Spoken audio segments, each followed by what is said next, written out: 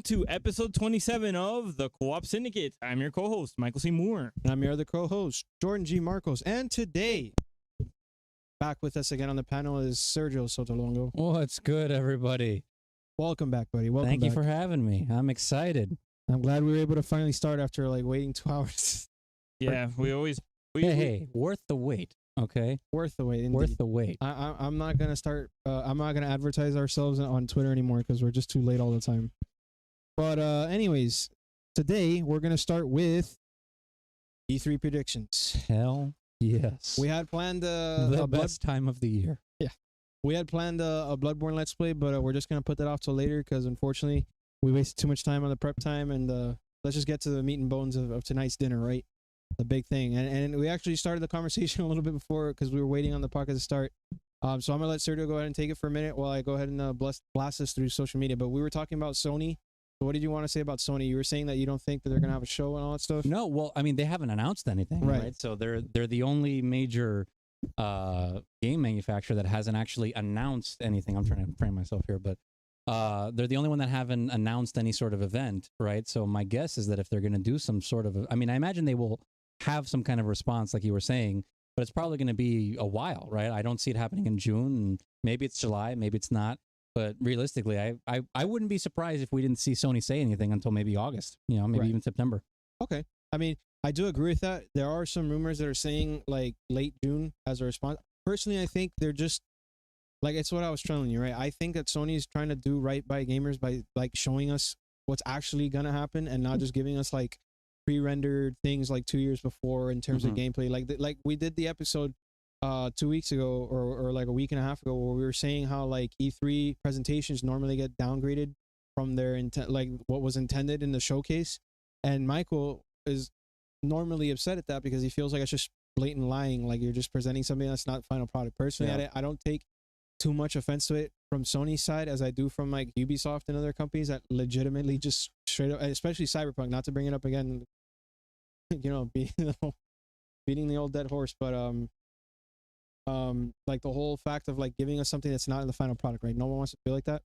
So I feel like that's what Sony's going for, and they showed it with Ratchet, right? Where they showed it off a year ago, and now supposedly based off of like Digital Foundry's like findings, the game's not only ray tracing but graphical output is actually above what was shown the year prior. So they did improvements across the year, and it actually they didn't do anything where like we feel like they downgraded or anything. So I think that's what Sony's going for. They're just waiting for like the developers to actually be ready.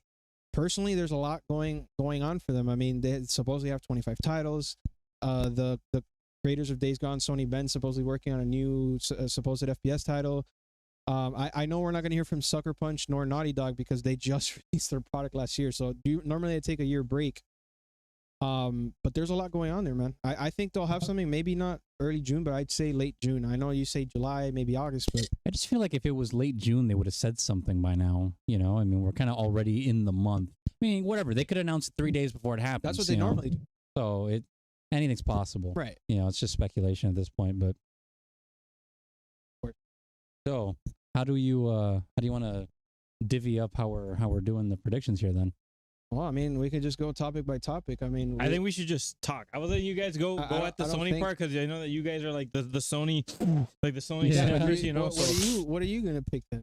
Well, no, but I know you guys were the Sony. No. I thought we were just. I know we're gonna talk about our predictions for or whatever. I wouldn't say Sergio's like a massive. I wouldn't say he's a. No, I'm fairly platform agnostic, right? I have all three platforms. So actually, I don't have the new Xbox, right? But I have a PC, right? So I have access to all the games that they have. Exactly. I do tend to prefer Sony's first party, I guess, in some cases. And I'm going to add to that by saying they're actually producing. Compared to every other company, they're the only ones producing fundamental content. You look at Xbox, people complain it's been 600 days since the last Xbox exclusive. You look at Nintendo, it's where's Breath of the Wild 2? It's been like over a year since you released it, and then you look at Sony, it's like, here's 3 or 4 exclusives per year. Have fun, kid, So they're producing it. It's not just that I want to be, it's not that I'm trying to fanboy over them. It's that they're the only ones actually producing content. Oh yeah, but we're talking about what is going to get revealed at E3, which is typically where they Xbox revealed like 20 games last year, and none of them came out. Like their only one was Medium, and now it's going to PlayStation. Like what? Well, that's true too, but we're talking about conditions that weren't necessarily the normal either. Like we were expected to get God of War this year, and now that's not happening. No, so it just goes to show that I don't think that would have happened even if there wasn't a global pandemic. I don't think it was going to happen. Yeah. No. Really? I don't. It's been 3 years. That doesn't matter. It took them 5 years to make God of War 1. Yeah, but that was also going from the last one that was on PS3. Yeah, but they're also jumping to next gen. They got to build all the new tech. Oh. Look at I Horizon. think it just comes down to how much content was actually displayed, right? Like in terms of depending on how much game is revealed when a game is announced is a good indicator of when you're actually going to see it. Exactly. If all you see is a logo, I'm telling you're waiting 3 years. Like you're waiting 2 to 3 years, like bare minimum, honestly. If you're watching them play the whole game, like if you're watching them actually play like a whole section, maybe a year, maybe 2, maybe they need to delay it. But but if you're doing the Nintendo method of here's the cocktail napkin that we just drew the logo on, right? Then yeah, you're going to be waiting a while.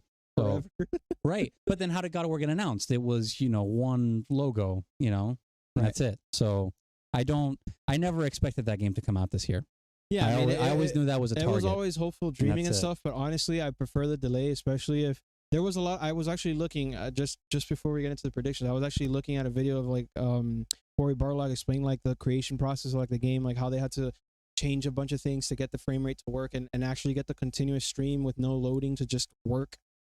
And they had a lot of ideas to match up a lot of the experiences that were in the original God of War series, like the swimming and the climbing, the more complex climbing mechanics and all that stuff that were largely missing from the new God of War, including jump combos. I mean, you could say, well, they didn't put jump combos because easier camera. They could have probably figured it out given the time and the budget, but they were honest, within 5 years, like how long are they going to take to make the game, right? So if they're delaying it, it only increases my expectation because not only there was the original, like what they originally intended to do, but also the fact that because they're delaying it, they're trying to improve and make the game better. So I'm hoping that in this delay, they bring back some of those missing features that would obviously make the experience that much better, in my opinion.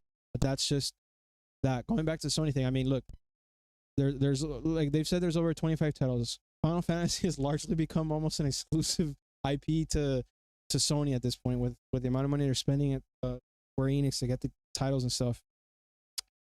I mean, for all we know, look, I'll put it like this. Konami was supposedly going to have an E3 show this year. Sony, a week later, said, we're not going to E3. And then 2 days after that, Konami was like, we're not going to go to E3 either. That tells me something.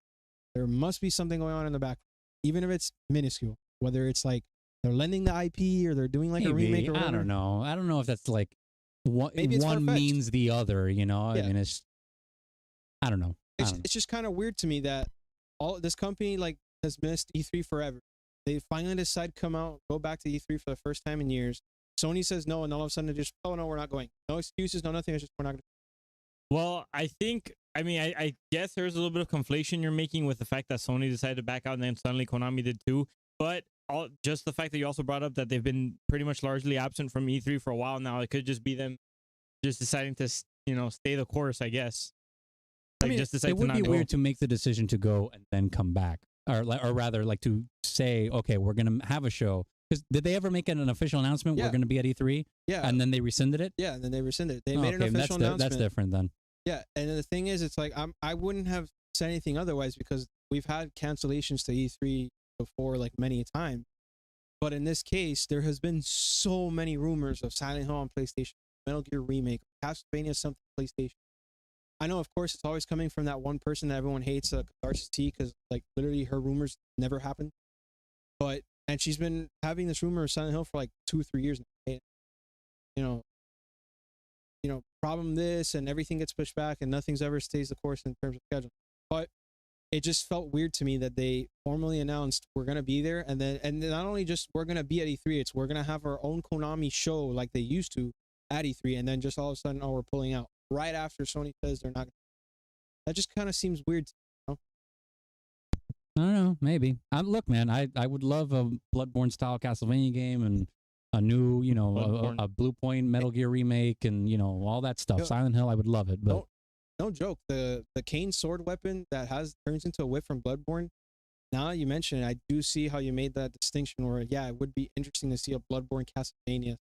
dude, the Nightmare of Mensis, that whole section is like one of the best Castlevania games ever made. Honestly, like that whole area of the game, like really like fits that aesthetic, and it's just that kind of style of action gameplay. But then there's also the tension of how difficult the game is, creating that.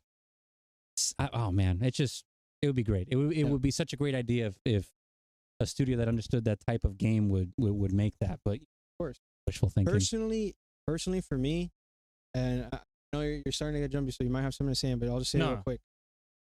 I don't know, you're just a jumpy person, but just real quick.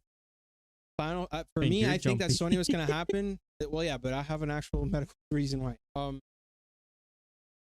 I personally think that Sony's thing is going to be Kena Bridge of Spirits. They're going to finally show official, like, here's like 5-10 minutes of gameplay. Show us what that's going to happen in August. They're going to probably reveal some more gameplay on Deathloop and Ghostwire Tokyo. They're going to update Sifu and Stray, the game. Like a couple more gameplay bits on that, explain more about because I remember I actually read that Sifu is going to be part of this the Summer Games Fest, and they're going to show us more gameplay. They're probably going to have some presence there with that. And then I think they're going to finally show us a little bit more about Forspoken and Final Fantasy 16. And maybe do the whole cocktail napkin presentation for Final Fantasy 7 Remake Part 2. That's what that's my prediction on Sony. Because they still have things to show us. Like I just mentioned 5 games that we know about that they haven't shown much.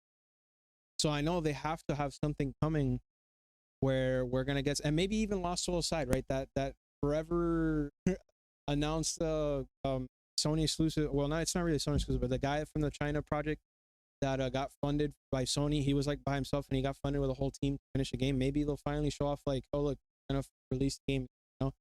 We don't know how that's gonna turn out, but that's my prediction. I think that's pretty solid. I think you're setting pretty reasonable expectations. You're not expecting them to come in like, hey guys, here's 30 new properties or whatever. It's like, okay, it's not gonna be 2015 all over again, right? Or it's Last Guardian, Final Fantasy, Shenmue 3 all at once, right? I don't think that could ever be topped, honestly. Like, no, of course not. You'd have to put like Halo on PlayStation or something to top that. I mean, I don't know what else you do to top that.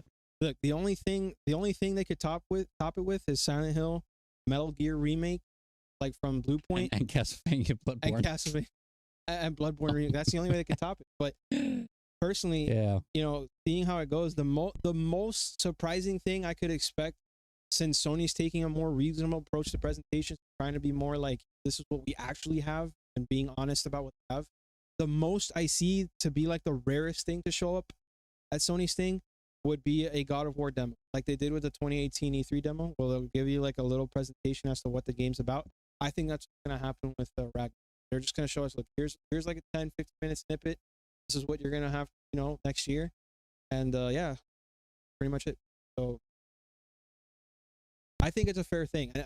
I'm also missing the GTA ENE edition, but that's a well, I don't think anything you suggested is unrealistic. Right. It's fairly measured, and it's using everything that they've already announced before.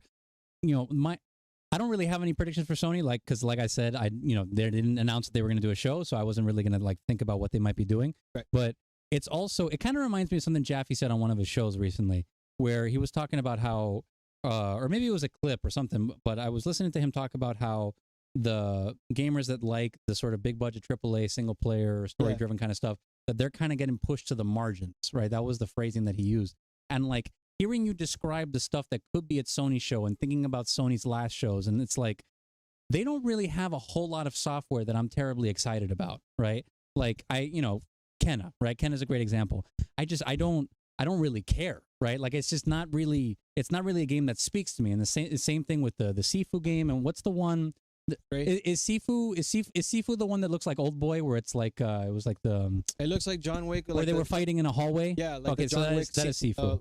That's actually that whole scene. I'm 100% sure I was inspired from Daredevil from Netflix, with that whole hallway scene where Daredevil's just going nuts. Well, no, so the scene from Daredevil Netflix, that hallway scene is inspired from a Korean movie called Old Boy. Oh, that's why I'm saying Old Boy. Okay. But you know, it's a lot of software that I'm not terribly compelled by, you know, and I'm not particularly. It's nothing against the game specifically, you know. I don't know what it was about Sony's games when I was growing up. Maybe it was just that my tastes have changed to some degree, but you know, I don't know what they've got on hand. I'm not like excited about the way I used to be. No, that's reasonable. Personally, I felt like the golden age for like Xbox and Sony and all that was kind of like PS3 and Xbox 360. Jordan tends to disagree with me. He says that it's just because of the fact that like, you know, we were growing up at that point. We started like getting jobs. I worked jobs at that point. We just didn't game as much. We're talking about. You're talking about the PS4. Well, yeah, no. Well, he was talking about. I'm responding to him because he was saying that he's not excited for like Sony all that much. But this year, right? Because you've been excited. No, don't get me wrong. I want to play GoldenEye. What am I saying? I do want to play GoldenEye, but no, I want to play God of War, and I do want to play. I want to play the new Horizon. You know, they've got stuff, and I'm interested to see what they're going to do with PSVR 2. Like that stuff's interesting to me, right? Because that's like new and that's like exciting stuff, and that's like new types of designs that they're going with, right? So that stuff's interesting to me. I'm just saying that a majority of the software that they're pushing forward, you know, I don't know. I'm just not terribly Predator Hunting Grounds, you know, like it's not really something that I really want to play extensively, you know. That's I don't fair. know. Oh, that's fair. It's the stuff that they're focusing on. Look, I understand your fair comment. Before you continue on your thing, since we mentioned Jaffe in the show, just more, and one to the Diet Soda Soldier. I'm gonna have to speak with Jaffe myself because now he's getting you burping on the podcast with your fizzy drinks.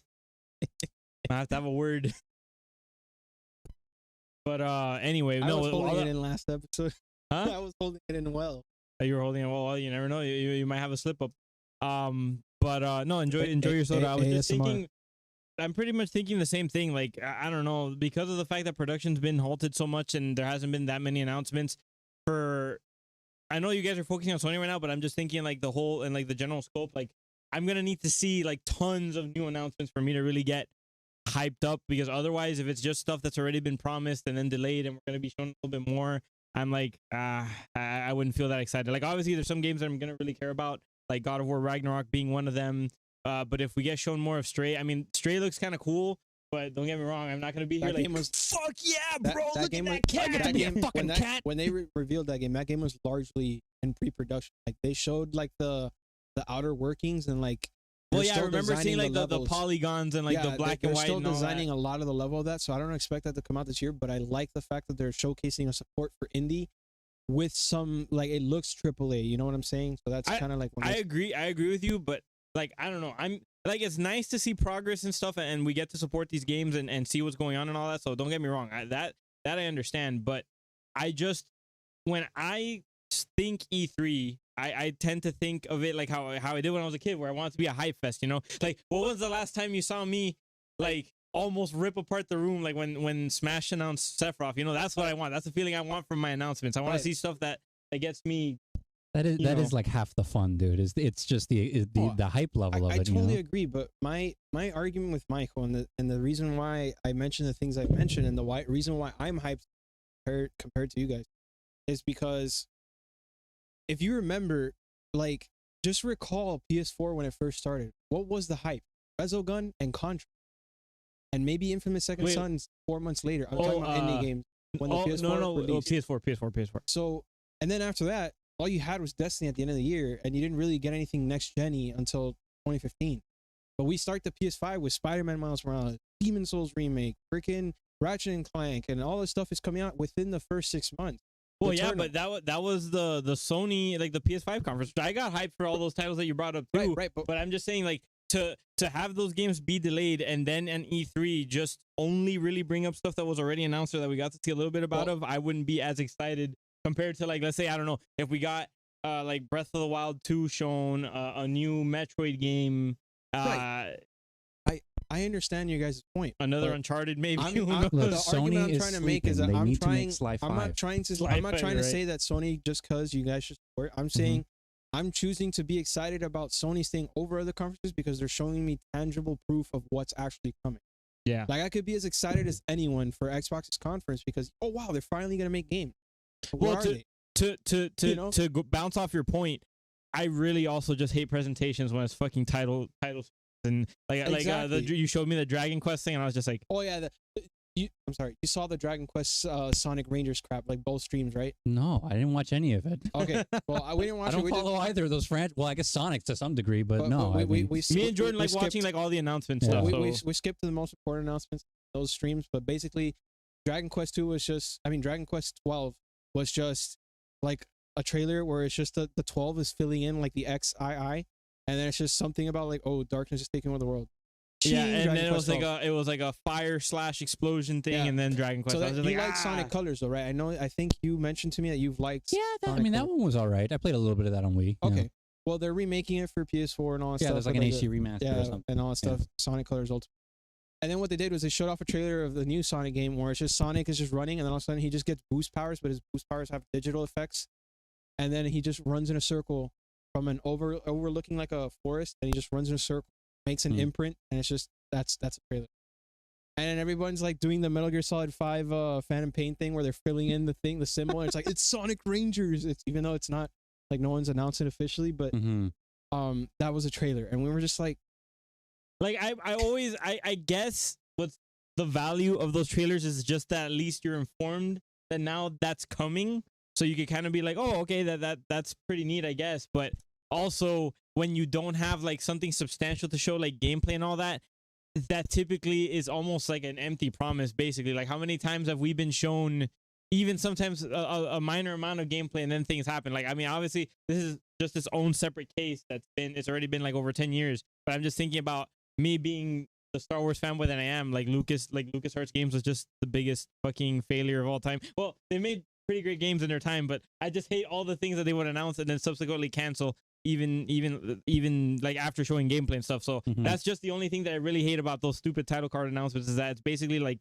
nothing, you know? Like to me, it's like an announcement's almost not in hand until like the production's like 80% of the way done or something. What I like about those is just it tells me that something's on the way at least, or like for example, like, or at least they're trying. Like they're doing like a Sonic thing or whatever. It's like, okay, they're finally announcing that they're getting around to it, and that's fine. But like if you're gonna say your game comes out next year, like what they did with God of War, it's like, well, I'm just gonna assume that because you only showed me a symbol and like Sonic running, that it's not gonna come out next year. You just lied. Yeah. I'm not saying that, you know, Sony did. They took the conscientious decision to push back the game and obviously make a better product. But in terms of Sonic and all these other companies, they've been doing this for years. I mean, even Nintendo does.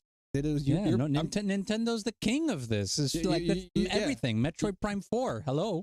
Yeah, like it's a logo. Years? It's been a logo for 4 years. 4 years. They have to change that, man. Exactly. I mean, Nintendo, when Nintendo makes a good game, do they make a good game? But like literally, I think the only thing they've been producing now is like either like random new IP or like Mario and Zelda, and that's it. And they've just kind of forgotten about all their big, massive like titans, in my opinion. Exactly, and that's what I'm hoping Sony starts doing now.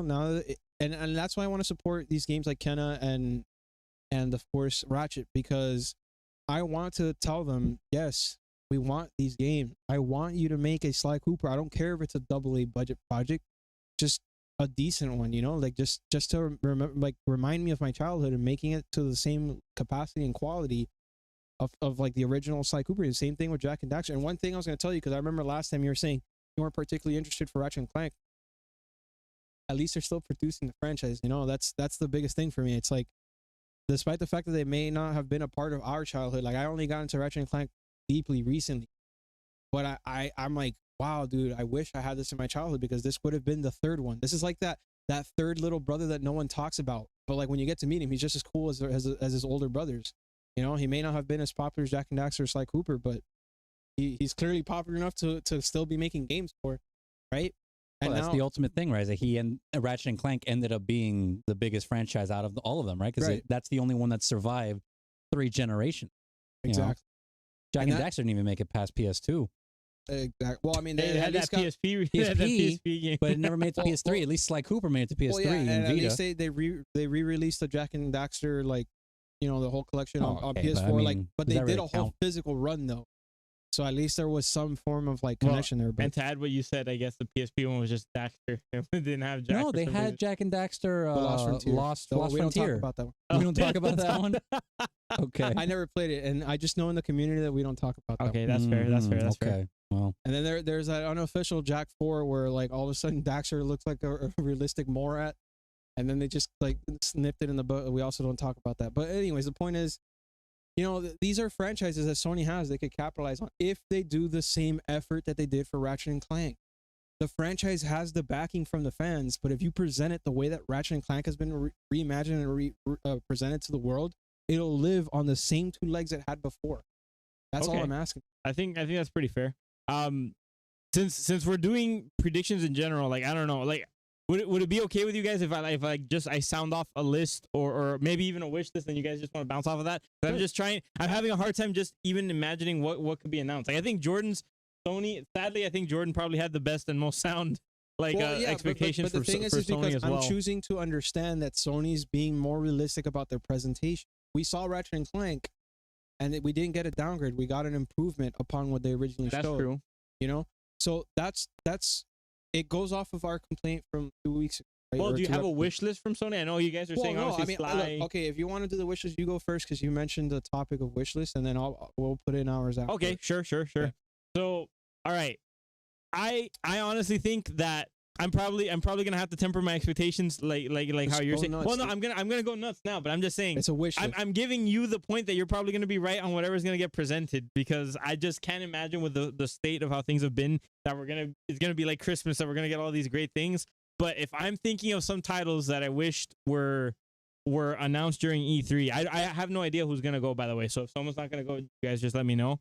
But if EA is gonna do anything, I would like to see a new Battlefront. That'd be pretty phenomenal. I know EA's event is in July. That's already announced. Yeah, so it's like way past everybody else. That new Battlefield's already announced. They're going to do a presentation already. Oh, so like wait, so Battlefront's probably just not going to get work done at all? Not right now, but Battlefield's first. Battlefield first. I know they're doing like a Battlefield 2048 or whatever the heck it's called. No, that's a rumor. Battlefield 6 or whatever that is coming.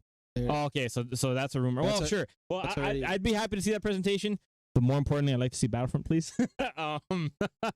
What else? I would like to hear at least something, like maybe it doesn't have to be, obviously it's not going to be gameplay because if they're already working on Battlefield's going to be it, but like maybe a concept or something for what was being in the works for that other Star Wars game. I don't know who was making it. It's supposed to be like a looter. I don't know if that's Ubisoft. Ubisoft. Yes. Yeah. That's Ubisoft. That's a different thing. Division but I mean, Wars.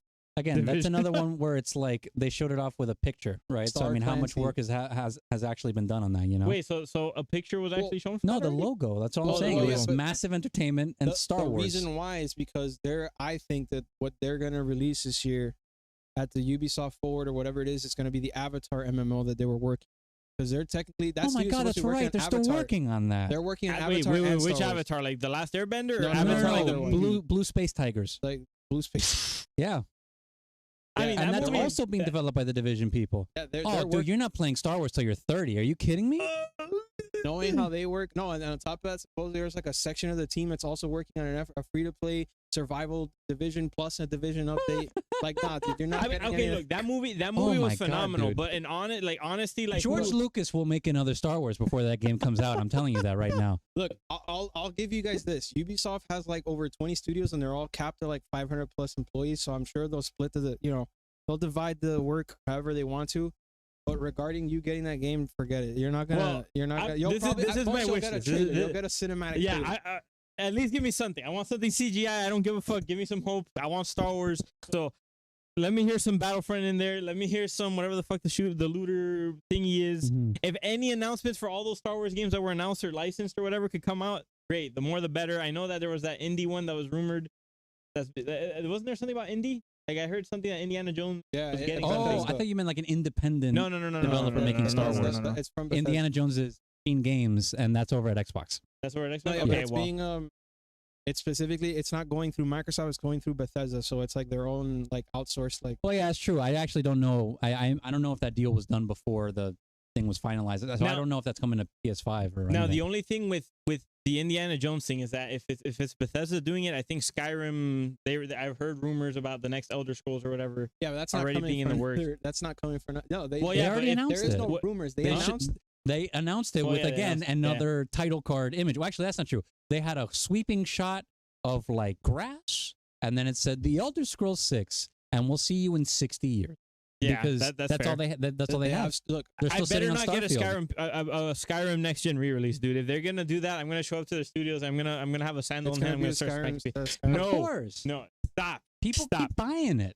But they need Todd to Howard himself stop. literally said, if you stop buying Skyrim, we'll stop putting it everywhere. But please stop buying. Like who? Okay, number Public one. service announcement. they- Please just stop buying Skyrim. Just Please stop buying Grand Theft Auto I still have 5. to buy it on PS4. Please stop. Jordan, stop. I'll probably buy it Stop. off of eBay to get my money. People need to stop that shit. The point- Whatever. look, it's coming. Like, okay. Okay, it's whatever. coming. I'm making a wish list for my presentation. Don't harsh my mellow. You're probably like I said. I'm already giving you guys the point that you guys are gonna be right on the presentation. I'm not gonna get Okay, barely okay, anything okay. that's gonna make Go me ahead, happy. It's go gonna ahead. be a sad fucking display. I'm gonna cry. Oh my But- God.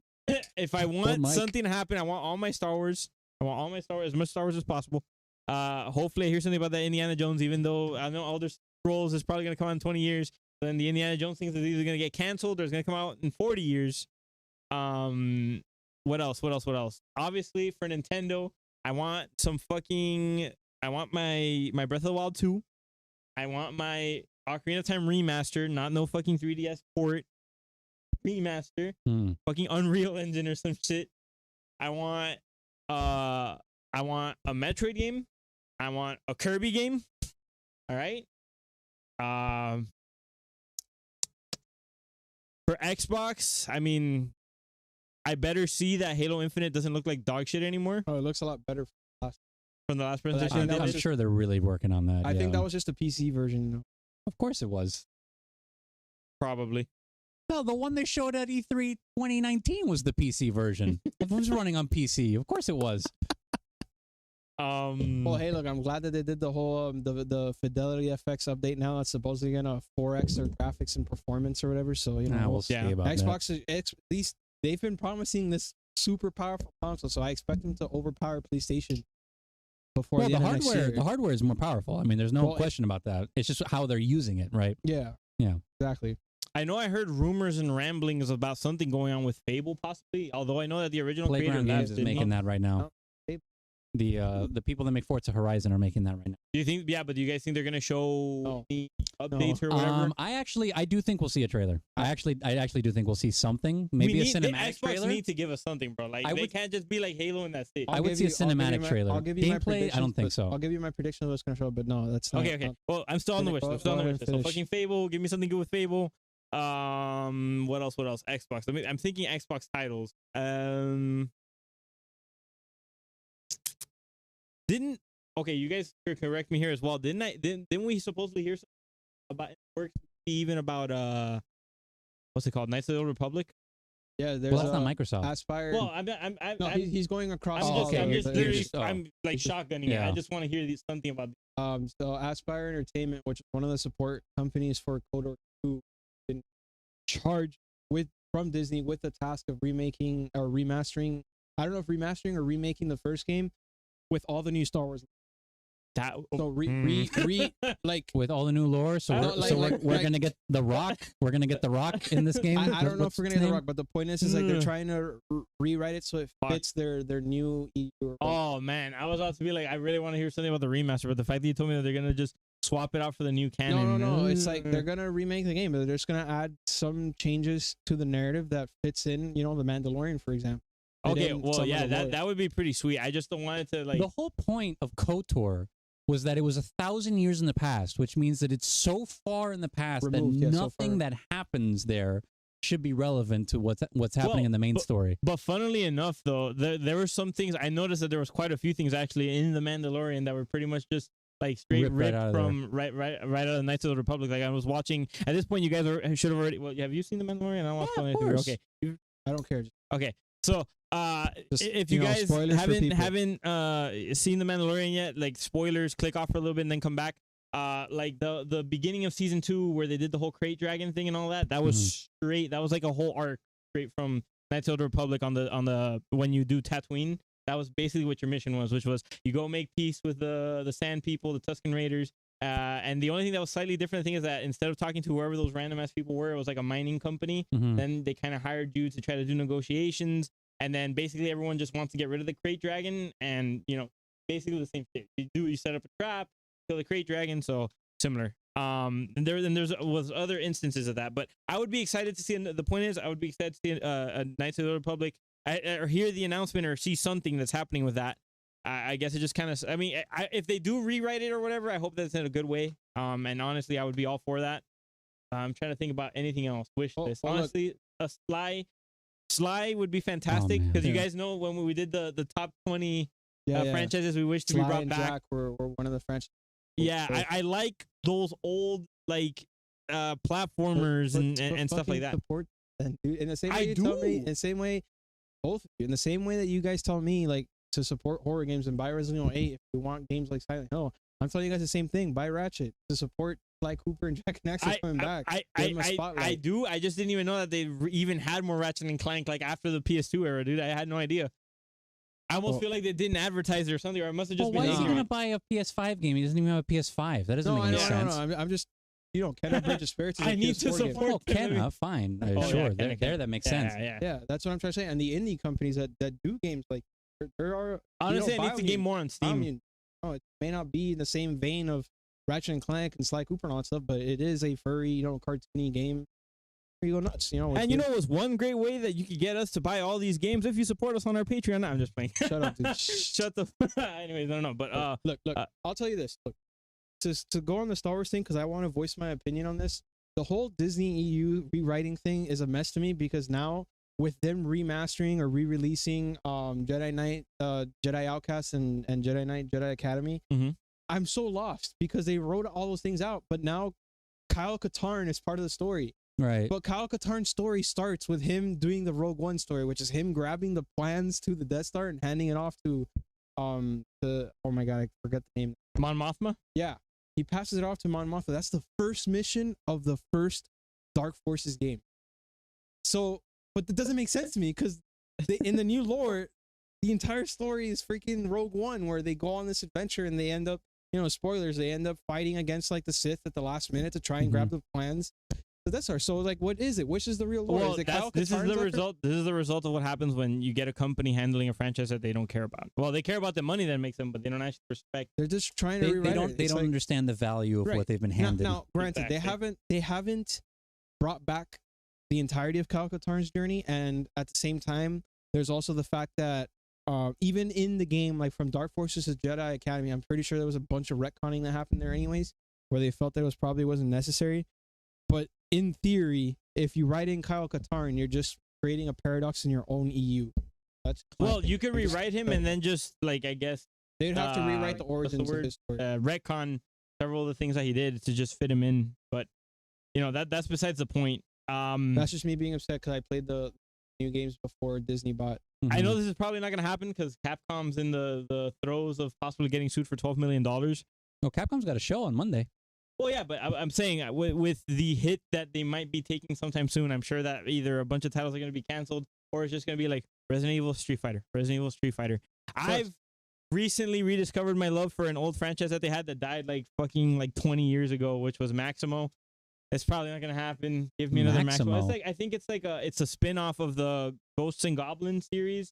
You've probably never heard of it. It's a spin-off of Ghosts and Goblins. Okay. Of Ghosts and Goblins, the Arthur, Yeah, I know what Ghosts and Goblins is. Yeah, it was basically like an old style game, very much like Sly or Maximo is like the Ratchet and Clank of Capcom, where it's like the lesser known thing alongside, because at that time it was Beautiful Joe and Arthur and all that stuff, and Ghosts and Goblins, and then Maximo would be like that third franchise that no one really. Yeah, he was kind of like he's kind of like a hero figure, kind of like Link, Sword and Shield. You go through your maps with platforming and stuff. The first one, you fight like different kinds of zombies and all that. Yeah. And it felt like I actually played it. And the one that I mainly focused on as a kid was the sequel, which was Army of Zin, which it started to copy a little bit more of like elements from like Devil May Cry and stuff, because it had like combos and you had to try to, get the triple S and all that. So it fundamentally changed. But before, I was like, dude, this feels like a Demon Souls before Demon Souls, because every aspect of the game was just made to like screw you over. Right. And it wasn't really like it wasn't about like combo, like the combat wasn't combo oriented and stuff like that.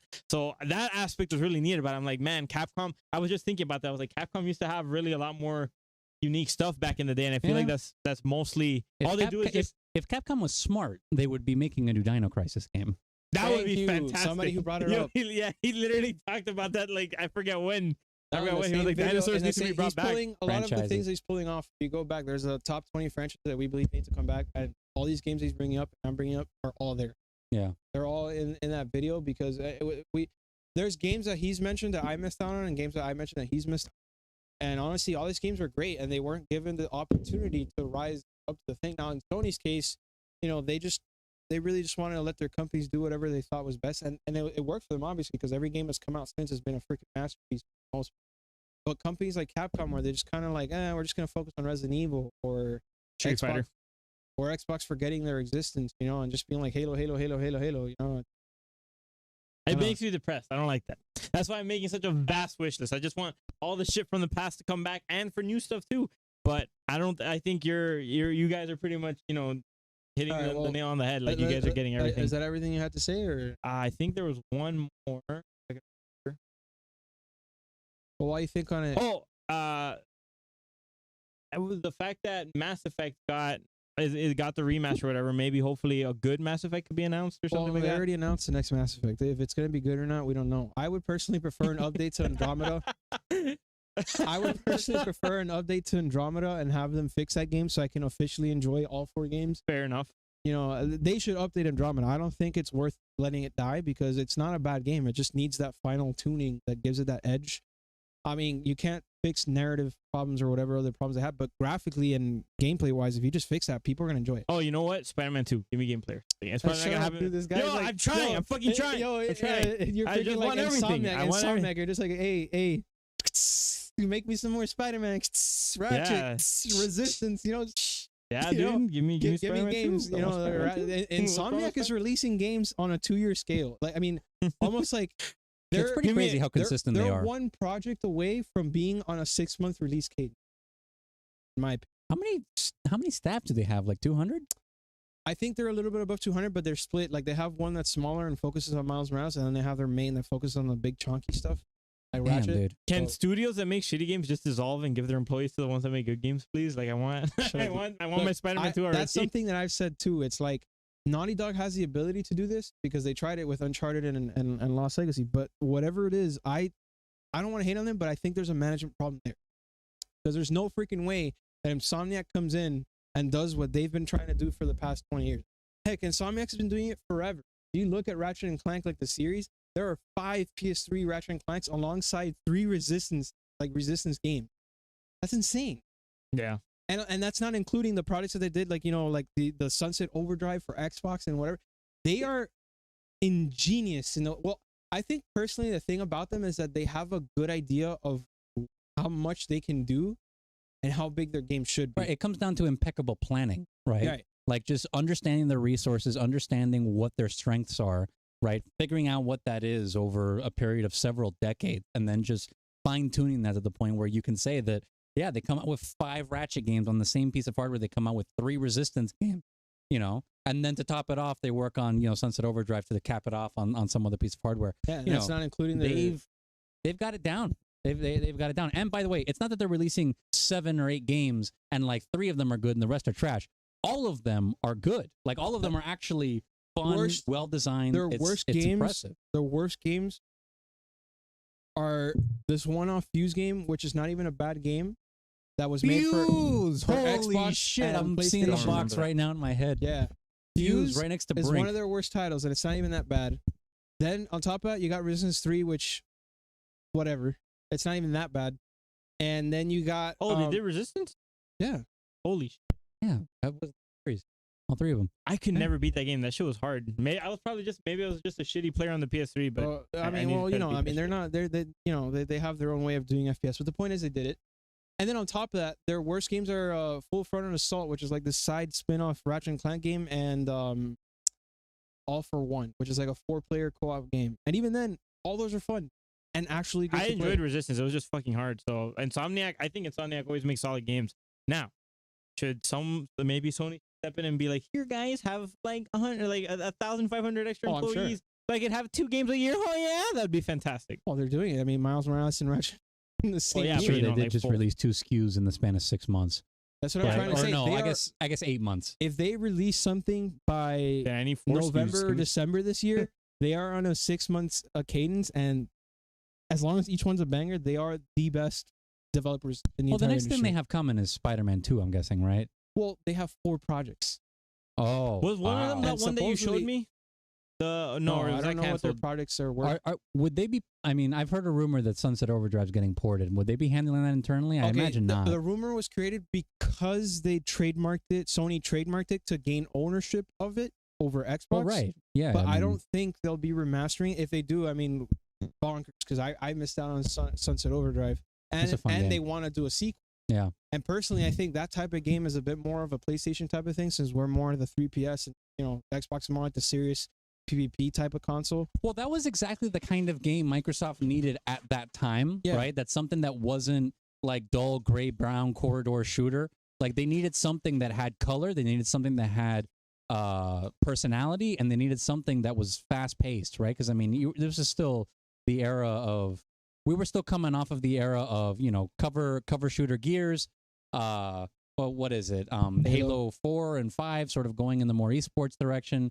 And then you had your Forzas, and that's really the core of the first party. And then you had Connect, right? So Sunset Overdrive was like a bright spot in their first party that I guess just did not perform well, did not do well on there for their audience, which sucks because that game was fun as hell. That was one of the reasons I bought an Xbox One. It was Quantum Break and Rare Replay. Those 3 games, right? And it was a great game. And and that's unfortunate people played it. That's unfortunate because again, these are things that, they would have hit off had people actually enjoyed it. Yeah, or just unplug the cable. Just unplug the cable. My bad. It's just it ran out of water. So hot in here that the water's just. Oh well. So, I mean, that's the big thing about that. Like, Insomniac is just a producing beast, and I don't think, for as much as anyone can say, Naughty Dog technical marvel, Sony Santa Monica narrative masterpiece, and Sucker Punch amazing open world design. None of them, in my opinion, match the production quality of Insomniac because they're just monsters. Insomniac, I need more from them, man. They're so great. They're so look, fantastic. the thing is about them is that here's what happened with Last of Us Part 2. I'm not gonna say it's bad or whatever, but it's true. They kind of went a little nuts. 30-hour campaign. Okay, great. I love that you made a big game, but Insomniac's doing 15-hour games and they're just almost as good as Last of Us Part 2. And probably even more so enjoyable because they have more repetitive, not repetitive, like more replayable qualities compared to Last of Us, which is like once you see most of the cinematic experience, you're kind of just relegated to the basic survival things. At the end, it's good, but it's not like Ratchet and Clank where, now I can upgrade my gun this way and do all these things, and there's so much more to explore in the world, even if it's only for 20 hours. So there's a lot there, but personally, there's a lot coming. I don't think Spider-Man 2. Spider-Man 2 they'll announce it for sure, but I don't think it's gonna be announced this year. At most, we'll probably get like a title card. I don't think we're gonna get anything major. If we do, damn, that just puts them in a whole other level. Trailer. I think you'd get a little bit more than that because when they revealed the first Spider-Man, I think it would be similar to that. Where it would be like a cinematic trailer, maybe done in engine, right? Maybe they'll tease the villain. Well, yeah, but even because a lot of those resources are already they already exist, right? I mean, we would assume it would be set in New York. We assume it would be using the same characters, right? So you can use a lot of the resources they already used for Miles Morales. So they could probably show a little bit more. I'm not saying they will, right? That's gonna be like a gameplay demo. When they or something, first showed off Spider-Man, what they did was they showed off a little snippet of Spider-Man, like him zipping through a building. So an in-game gameplay stuff. You can actually do that in the game. So yeah, maybe. Well, Sergio, Michael went off what I just want to add one last one that you guys are probably not going to comment on. Smash Season Pass 3, please. That's all. And another Season Pass. Yes, I look. I think Sakurai needs to sleep, dude. At some point. No, man. I don't need a new Smash. I don't need a new Smash anymore. I don't need a new Smash anymore. Just give me every single video game character ever in this one, and that's it. Well, look, Michael's point. Smash is is an example of what live service should be. You make a core fantastic product and then you just update it forever. That's it. I think if they don't even need to remake Ultimate. They just need to update the graphics. Yeah, that's the thing. Port it over to next gen, and that's it. How do you even top Ultimate, right? It's the ultimate Smash Brothers. You would have to completely reinvent how you play that game in order to come out with a new game. Exactly. If not just re-releasing the same one over and over and over again. My fear would be that they're not gonna Smash after this one So if But why? I just feel like it's because of that. Like, how do Well, you? first No, off, I'm I mean, saying, why would Sakurai, you right? want a Like, new I one? mean, he's kind of the lead behind that whole Yeah. series, right? So if he's not interested in making another one, who's going to lead it? No, but Fighting game is a but that's what I'm saying. very Why would you specific want kind a of new technical one? development. But that's what I'm saying. Okay, if they decide to make a new one for whatever reason, sure. But I'm going along with what you're saying. Like, I fear that if they like, I think that it's between never making another one or keeping Ultimate going. That's what I kind of feel like it's at, because I know that a lot of like Sakurai in particular has voiced like concerns about not really wanting to keep Smash going in the past, and he's kind of been like wrangled into doing it. So my worry is that, Sakurai will eventually get tired. He won't really want to make a new one. So I'd say keep Ultimate around and just keep expanding it, like you say, because I feel like Ultimate is such a good base that you could just keep expanding it and just tell it to go on forever. That's man. the perfect case of live service gaming. Like, that's your game already. You have a wonderful product. Just make it bigger every time. That's it. Yeah. I could totally see in the future, I could totally see them going F2P and just upping the DLC characters like maybe an extra $3 and that's it. And they'll still get the money because people are gonna be like, oh, my barrier of entry has just become nothing. And then on top of that, any character I want, I could just pay for it a la carte. Add costumes like and stuff. Ooh, I pay them. Yeah. Wazoo. Just do what Dead or Alive did. They realized they weren't as big as Soul Calibur or any other franchises. They just made their game free to play and just added hundreds of DLC, and that's it. Nothing wrong with that. So that's pretty much it for my wish list. If they do a season pass 3 and keep those season passes turning out, I'm okay with it. Get those licenses. Give me my Waluigi. 100% agree with that. I think that's what Nintendo should do. I would love a season 3 too. I don't think they're going to do one, honestly, but I would love another one. Yeah. Well, they might. See, because now that I'm thinking about it, if they do announce the rumored Switch Pro, they're going to need something on release. Oh, they've got plenty. They've got plenty of stuff in the works for that, dude. No, I'm sure. Splatoon 3, Bayonetta 3, No More Heroes 3, Breath of the Wild 2, Metroid Prime 4.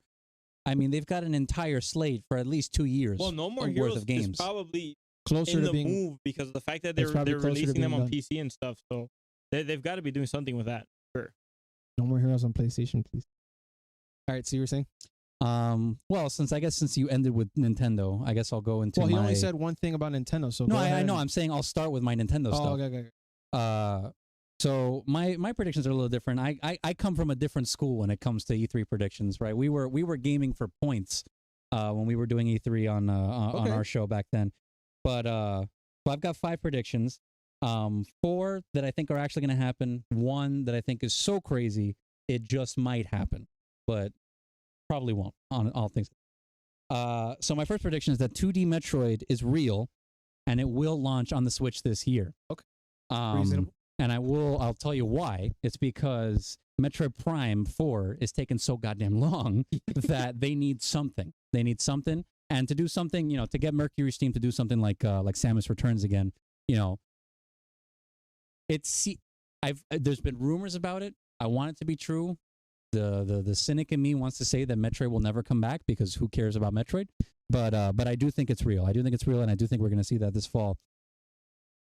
What's wrong with this camera? No, just him. Because like when he looks at you, he looks to the left. But if I flip it, if I look at you, I'm going to be looking. So I do think 2D Metroid is real, and I do think it will launch this year. It's going to launch on the Switch Pro, and it's going to be an important game for the Switch Pro, which is also going to get shown off on Tuesday. That's going to come out in September. Now, it's going to be an important game for the Switch Pro because Breath of the Wild 2 will be announced as a Switch Pro exclusive. You're going to need to buy the new hardware in order to play it. It's going to get announced for this year. It's going to get delayed to next year. Bruh, don't tell me that. If you're right, I'm going to break your legs. What the fuck do you mean I have to buy the new Switch to play Breath of the Wild 2? Huh? Breath of the Wild is Breath of the Wild 2 is going to be shown off with the new Switch. It's going to get delayed? They're going to announce it as launching with the new Switch. And then a month before it comes out, they're going to say that they're going to need more time, and it's going to get delayed to 2022. No me tires esa sal. Do you know that expression? Like, don't throw the salt in my way. What the fuck's wrong with you? I told you. I'm telling me that I need to fucking get a new Switch. I'm gunning for points. Nah, here. you're wrong. I'm telling you you're wrong there. I think he's right, I think there's a delay. I don't think you're gonna have to buy the new he's right Switch. because they did the same crap with Mario where they were like, we're gonna kill Mario and you're never gonna be able to buy another game again. And then it was gonna be just hype for the Skyward trilogy. Sword. They're locking modes behind amiibos.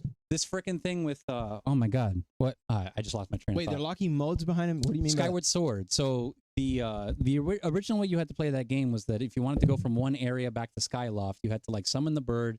You then had to fly through this area, and then you get to go through Skyloft.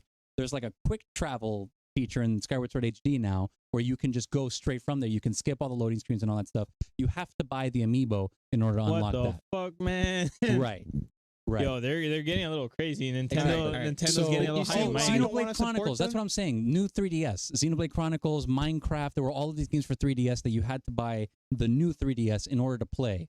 Which is why I'm thinking that there might be something about Breath of the Wild 2. I don't know what, but there might be something about it that would indicate that they're going to need you to buy the new hardware in order to actually play it. But see what I'm trying to tell you? This is the kind of BS I don't like about Nintendo, right? Jordan, this is the kind of stuff that happens for feeding into console bullcrap. All the consoles need to die, and everything needs to go to fucking nothing to do PC. with consoles. Yes, it they're does. Pushing they're pushing it's toys. everything to do with console. They're pushing toys. It's their console. They're pushing Yeah, toys. but he's talking about how you need to get a new Switch, though. No, yeah, but it's not just a Switch. You need to get toys to activate features in the game. Yeah, but that's because Nintendo's a piece of shit. That's what I'm trying to say. Yeah, but Sony's a piece of shit too. Yeah, but they're backpedaling because they realized they were wrong and they're releasing everything on PS4 now. God of War is going to be on PS4. Look, you can't prove me wrong. Every corporation's a piece of shit. Yes, I don't know why Sony's think, not that I don't know why bad. yeah, they suck too, dude. I don't know why you think that like Whatever. there's a corporation that has a halo on its head. Fuck that. No, That's so I'm annoying. not saying they have a halo on their Don't head. be right. I'm gonna fucking They visit just you. shafted- Dude. I hate that. No, I All hate I'm that. saying is they realized they were wrong and they're going back on it. They're releasing stuff on PS4 because they realize, okay, we're wrong. Yeah, I don't know. Fuck that. I don't care. All right, so then when do we forgive people? Never. Look at this. If I have to hold grudges forever. if I have to We play hold grudges forever, and we buy all their games too. exactly. Fuck. I don't get that, dude. Whatever. Look, the point is, this is the kind of shit that pisses me off. Why would you hide a feature that was already featured in your product? No, it wasn't. This is a new feature for the HD version that they're adding into it, and you can only get it by buying the amiibo. Oh, but I thought you said that originally you could fly on the bird. No. Originally, what you had to do is you had to fly through. It's basically like a 5-minute transition period that you have to do every time. This is a time saver, right? So it's like you don't have to go through that whole process every time you want to go back to Skyloft, but you have to get the amiibo in order to unlock that feature. To unlock a faster travel. A fast travel feature. Oh, okay. That makes. It's still dumb, but it's still I mean, dumb. But Ubisoft does that crap all the time. Right. You could literally buy yourself the trophies. I think. Exactly. Exactly. You know, it's like, yeah. That. Okay. Now I thought they took away a whole mini game. No. It's not that they took content out. It's that they locked content behind. The better there's like a premium version quality of life content. features. Well, quality of life features have been locked. What? Black Withered Rose. Shut up.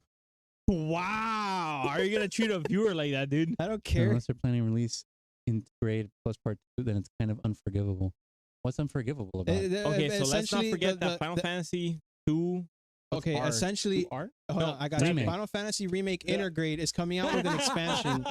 Final Fantasy 7 Remake on the Intergrade PS5 version is coming out with an expansion. That's exclusive to PS5. Right. What's wrong with that? Day after day, there's people on Twitter that while expressed discontent over this, which exacerbates Sergio's point with BOTW2 using the Switch. No, okay. The problem is that they're charging you for an expansion that's new, and in addition to the game that was not originally available. So it's okay for them to give something new away. They do this all the time. And if you bought it, isn't it free? If you bought the game already, you upgrade for free to PS5 anyways. So all you have to do is just buy the expansion. Now, if Black Withered Rose here is upset over the expansion not being available to PS4, I mean, I could understand that, but I mean, they probably just did that. On some level, they have to make the new version they have to give a compelling reason to buy, because it's just the exact same game. Exactly. They're probably going to miss out on a lot of potential sales. I understand from a business perspective, it sucks. It should be available. But like the way I always put it is that the moment that like corporations start making decisions that just shaft their consumers, I'm always against it. Whether it's Sony, Nintendo, Xbox, I fucking hate it. How are you getting the only shaft you're getting is that you just don't have access to it until you buy the PS5, right? They're not taking the game away from you, and they're giving you the new version for free. You just don't get the think expansion. It's being shafted. You know what being shafted is the control situation. The thing with having controlled, that was people getting shafted. Where you would buy the game and you had to buy a completely new CPU, even if you already had the game. Right? You had to buy a new version of it in order to play it on your new hardware, even though there was this weird bug or something, if I remember correctly, where it worked anyway. Well, and Black Weather Worlds brings up a valid point, though. I paid $500, more like $700. For a rare PS5, I think not. That's true too. Yeah, but like they're doing all this stuff at the same time while they're also having issues with the hardware. I understand there's a rarity with acquiring the console, but at one point or another, you have to let them make something new as well for the new console. Yeah, but like read the room at the same time, like. Well, I understand that, but it's like, okay, that's like me being upset because I never bought the PS4. I was too poor to buy one, and then Final Fantasy VII didn't come for the PS3. It's not being too poor. People are literally sabotaging the market so that other people can get it. PS4 is rare for 5 years. I couldn't get Final Fantasy VII. It's not on PS3. Bad company. Is that really the fault of Square Enix and Sony, though? I mean, like that people can't have access to the hardware. It's not. It's a problem that you can't get it. But it's not a fault. It's simply just a circumstance. There are literal superconductor shortages. Everyone is having shortages. Even people who love PC and want to get the new GPUs can't. So it's even people now. The Switch got into the shortage problem as well. Everyone has this problem. It's not just. I don't want to like ride this one too much. I just think all I'm trying to say, so that we could get back to our predictions or Sergio's predictions more like it, is that I think consoles, while they have their value and their place in the gaming market, I think that the practices. Well, that too. That's fair. But I think that I got them all. I'm a peasant. the companies that create the consoles and try to make their consoles more appealing usually employ like practices that end up being bad for the consumer. It's what Jaffe says, right? It's like you expect your $500 Primo Honda to run as fast as a Ferrari, which is the PC, right? No, that's not. Well, that's not my only point. I'm saying stuff like how Sony literally looks at something and they're like, "Oh, should we make it crossplay? Pay us a lot, or we're not going to do it." Like stuff like that's just kind of shitty. I mean, yeah, I understand where you're coming from, but it's like they're it's just a business, and I get it, but it's shitty. It's shitty. That's shitty. But I mean, if they lose money on it as well, like they have to make sure that they keep up with their. That's why I'm saying I'd rather that all the consoles die and everything just has to go to PC. But that's just my opinion. You could have a different one. I'd rather they just the console just stop. Okay, existing. But why is it not fair for them to make money off of their own product? Well, that's like saying that it's also fair for if I buy something on PlayStation, my money's going straight to them. I don't have to. It's like okay, in the case of the crossplay, what are they doing for that game? Nothing. Like just let people play the game together. One of the biggest issues I have when I try to enjoy something like, let's say, Battlefront 2, I know that no one probably cares about that, but I want to play it. I stream it. A lot of times I want to play it with my viewers. Half the time I have to be switching between my Xbox, my PlayStation, and my PC because they don't do crossplay. But they don't do crossplay. It's not Sony's problem. It's EA's problem. I understand that. But there's been cases where games have come to Sony, be like, hey, would you allow crossplay? And they're like, no, either pay me or get the fuck out. That's shitty. I don't care what you say. They used to have that standpoint before. They're changing that. That's why all the new games are starting to come out with crossplay. They're still doing that. Literally, like 5 episodes ago, you told me about a situation where that happened with a game. They made a plan, and that was to charge for it. That's all it is.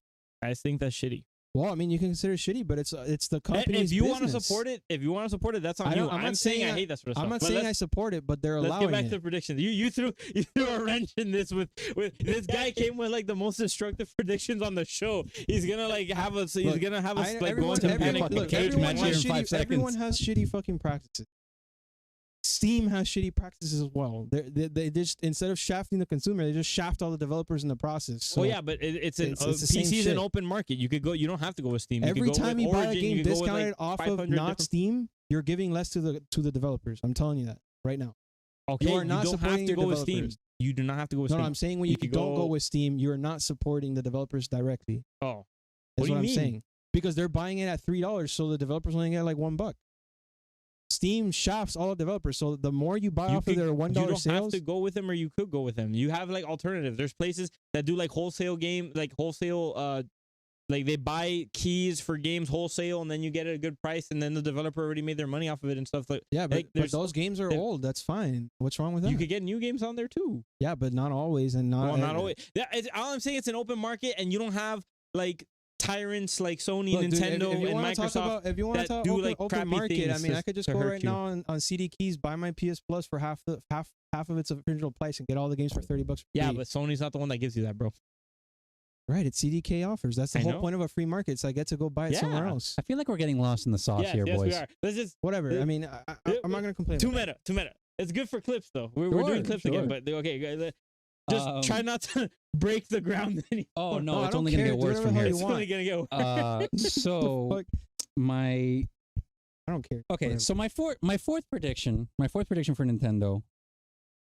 It's my fourth and my fifth. I was saying this on my show that I was just like, I feel like I saw my fourth prediction is Crash Bandicoot is going to be the next Smash character, right? Because I want a third party character, and it feels like just the right kind of like enough kind of sand in Sony's eye to some degree that like that Nintendo can manage to get like Cloud Strife and Crash Bandicoot and all these characters into their game, and they couldn't manage to do it 10 years ago when Sony tried to do their own Smash clone. That'd be fucking sexy.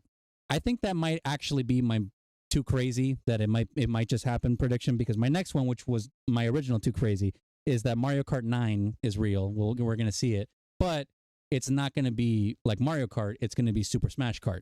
It's going to start with, because you know how Mario Kart 8, right? Animal Crossing and what is it? F-Zero and Zelda, all that stuff showed up later on the DLC. From the jump, we're going to see Kirby, we're going to see Samus, we're going to see like the major Nintendo characters in Mario Kart, and they're going to have, I don't think it's going to be like, Cloud Strife's going to show up with his motorbike, and Bayonetta's going to be in there. I don't think it's going to be that big. But like the base Nintendo characters, I think they're starting off in this new one. And I don't think it'll be called Mario Kart 9. It'll probably be Mario Kart, I don't know, Interdimensional Rift or some stupid shit like that. Smash Kart. Yeah, whatever, Smash Kart, fine, something like that. But yeah, and that rounds out my Nintendo stuff. I like that. I think I was gonna say those were two. Well, I was gonna say Mario Party. Well, no. So to go to Xbox or third party. I guess I'll go to Xbox. So like Nintendo, I've got 5, and one so crazy might happen. I also wrote here that I want Banjo and Kazooie. There will be no Banjo and Kazooie, but so my first prediction is Starfield unveiled with gameplay. Okay. It will not launch in 2021. Okay. My second prediction is Psychonauts 2. Will be announced with a release date. It will not be Shadow Drop, like everyone is saying. Like it's going to come out in August. Like, you don't think it's going to be like... No, and here's why. It's because, yes, it is a big game, and to its core audience of like the people that are into like Double Fine games, like, yes, that's going to be super popular, right? And I can totally understand the argument of like, look, it's out today, and you can play it for $1 by signing up for Game Pass. I totally understand that. I still feel like there needs to be some amount of due diligence done to promote that game, like at least to like help it reach people that it isn't already speaking to, right?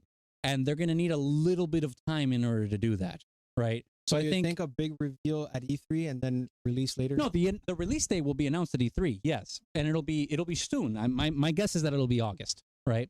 But there's going to be some window of time to try to get some sort of bigger amount of support around this game. And maybe they'll say, oh, look, and you can play Psychonauts today on Game Pass for $1 because that's already available. I don't think it's going to shadow drop. I feel like that. I feel like that would do more to harm Psychonauts than it would, than giving it some time to breathe, at least from a marketing perspective. Okay. So my next one for Xbox is a new Quake game will be teased. There will be no gameplay, and there will be no release window. So what substantiates, do you think, or is this like a wish list, or is this no? I will tell you why. So it was about 2 or 3 years ago that Bethesda. Quake would be like another. Right. Well, so id Software is basically done with Doom. They're supporting them with content updates, but they're basically done when it comes to DLC. I don't think they've. I tried looking this up earlier, and I couldn't find anything that said that they were planning to do any more like DLC campaigns. So their plate is basically empty at this point, except for just, like I said, small content updates for Doom. And then you also had, from the Bethesda event, I believe 2 or 3 years ago, in the intro, they had all of this. They had this weird thing where it was like a computer booting up, right? Like you had to type it into like a command line. And one of the entries, it listed all of the games that were installed in the computer, and one of the entries was Quake. But it wasn't like Quake 4 or Quake Champions. Quake Champions was already out by this point. It was just, like Quake something. I forgot what it was. So it was a little tease that maybe that may or may not be something that they're working on. Interesting. So that's my thinking, that they're not going to go straight into Doom, because also the Doom Slayer story is kind of done with Ancient Gods Part 2 as well. So if they are working on anything, I think it's going to be a new Quake. It's going to be a while before we see it, but I do think that's going to be the next one. My fourth prediction, it's a little easy. It's a little easy, but Forza, the next Forza will be skipping motorsport. Normally they would do a Horizon and then a motorsport, and they would trade back and forth. I think they're skipping motorsport this year. I've heard a lot saying that they're just going to go straight to Horizon 5, and I've heard that it's supposed to take place in Japan.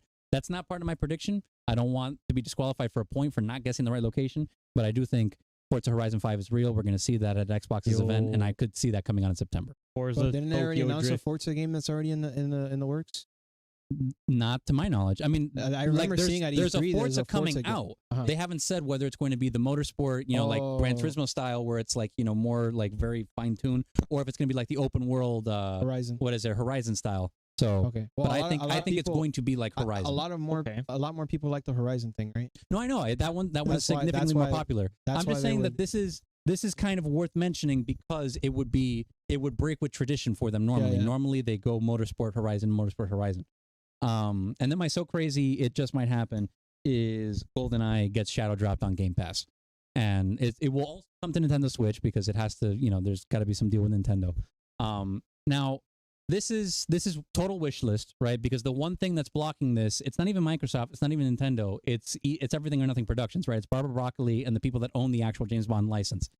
They never really do anything aside from re-releasing complete anthology sets that has to do with the old Bonds whenever there's a new Bond, right? When they remade GoldenEye as a new game, they put Daniel Craig in there, right? Like that was the only way we were going to get a new version of GoldenEye, right? Has it changed? The leak of this thing earlier this year, maybe that, gave them some sort of indication that there's some interest in seeing this out there. But, that's my so crazy. It might just happen because we had that happen earlier this year. Okay. And then to go to third party, I've got 5 here as well. So Frontier Developments, the guys that do Planet Coaster and Jurassic World Evolution, there was a big leak a couple years ago that basically unveiled everything they were doing. It was like Elite Dangerous, Jurassic World Evolution 2, Planet Coaster 2. Planet Coaster 2 was going to have like a Disney collaboration. I mean, everything they've announced so far has actually happened like exactly. Like the Ghostbusters pack, the Jurassic Park Return to Jurassic Park pack, everything that 4chan Post put out was true. And but what were these games? Were these games like just re-releases, or were they like no? These are new games that they're working on, right? So they do like simulation. It hasn't come out yet. Well, okay, so they came out with Jurassic World Evolution. That's already out, right? So they came out with that. Yeah, like he's saying that there was a leak on 4chan. Are these VR games? Because I completely missed No. See, mainly PC games. You can play Jurassic World Evolution. Actually, Planet Coaster's on PS5 now. Actually, so you can play that on. I know what you're talking. Okay, so but it's like Roller Coaster Tycoon. It's like okay. That's why. So that's like Roller Coaster Tycoon, and then the Jurassic Park game is like it's like Operation Genesis, where it's like a park builder, but just Jurassic Park. So they made Jurassic World Evolution. My thinking is that the next game that they're going to be coming out with, as much as I want it to be Planet Coaster 2, so I can just give them another 1,000 hours of my life, it's going to be Jurassic World Evolution 2. Now, there's rumors that there's a Jurassic World game that's in development that's like the Dino Crisis, Alien Isolation style survival game that everyone's wanted from that brand for years. I think it's too good to be true. And if there's any Jurassic World game in development, I'm pretty sure that it's coming from that leak, Jurassic World Evolution 2. That's the game that's going to be announced. My guess is that will either be at Summer Games Fest or that will be at the PC Gamer Show. But I do see that happening, and I do see that happening sometime soon. Okay, I think that's pretty fair. Elden Ring will be shown off at the Summer Games Fest, and it is coming out in November. These are very specific. He's like, dude, you're really putting yourself freaking out. I'm gunning for points, dude. I'm gunning for points. By saying November, as soon as I said November, I'm like, it's going to come out in October. It's going to come out in October. But it is coming out this year. October. Are you committing to November? I'm committing to 2021. That's what I'm committing to. Okay. Dude, you're really asking, like, damn, dude, that's a point that, wow, if you make that's an episode right there. We revisit our predictions and see whether or not we were accurate. I want to be clear. Every year I've ever done this, I've had like an average of like 1.25 points. So it's not like I'm Nostradamus or anything, but I do feel pretty good about Elden Ring. Honestly, it's been in development long enough. They've had enough time. They've been quiet for a very long time. That's also one of those games that like it performs very well within its niche. It's not particularly popular outside of its niche, right? They still sell very well, right? Dark Souls still sell millions of units and all that stuff, but it's not like this big gangbusters where it's like it throws the world on fire like an Elder Scrolls or something like that, right?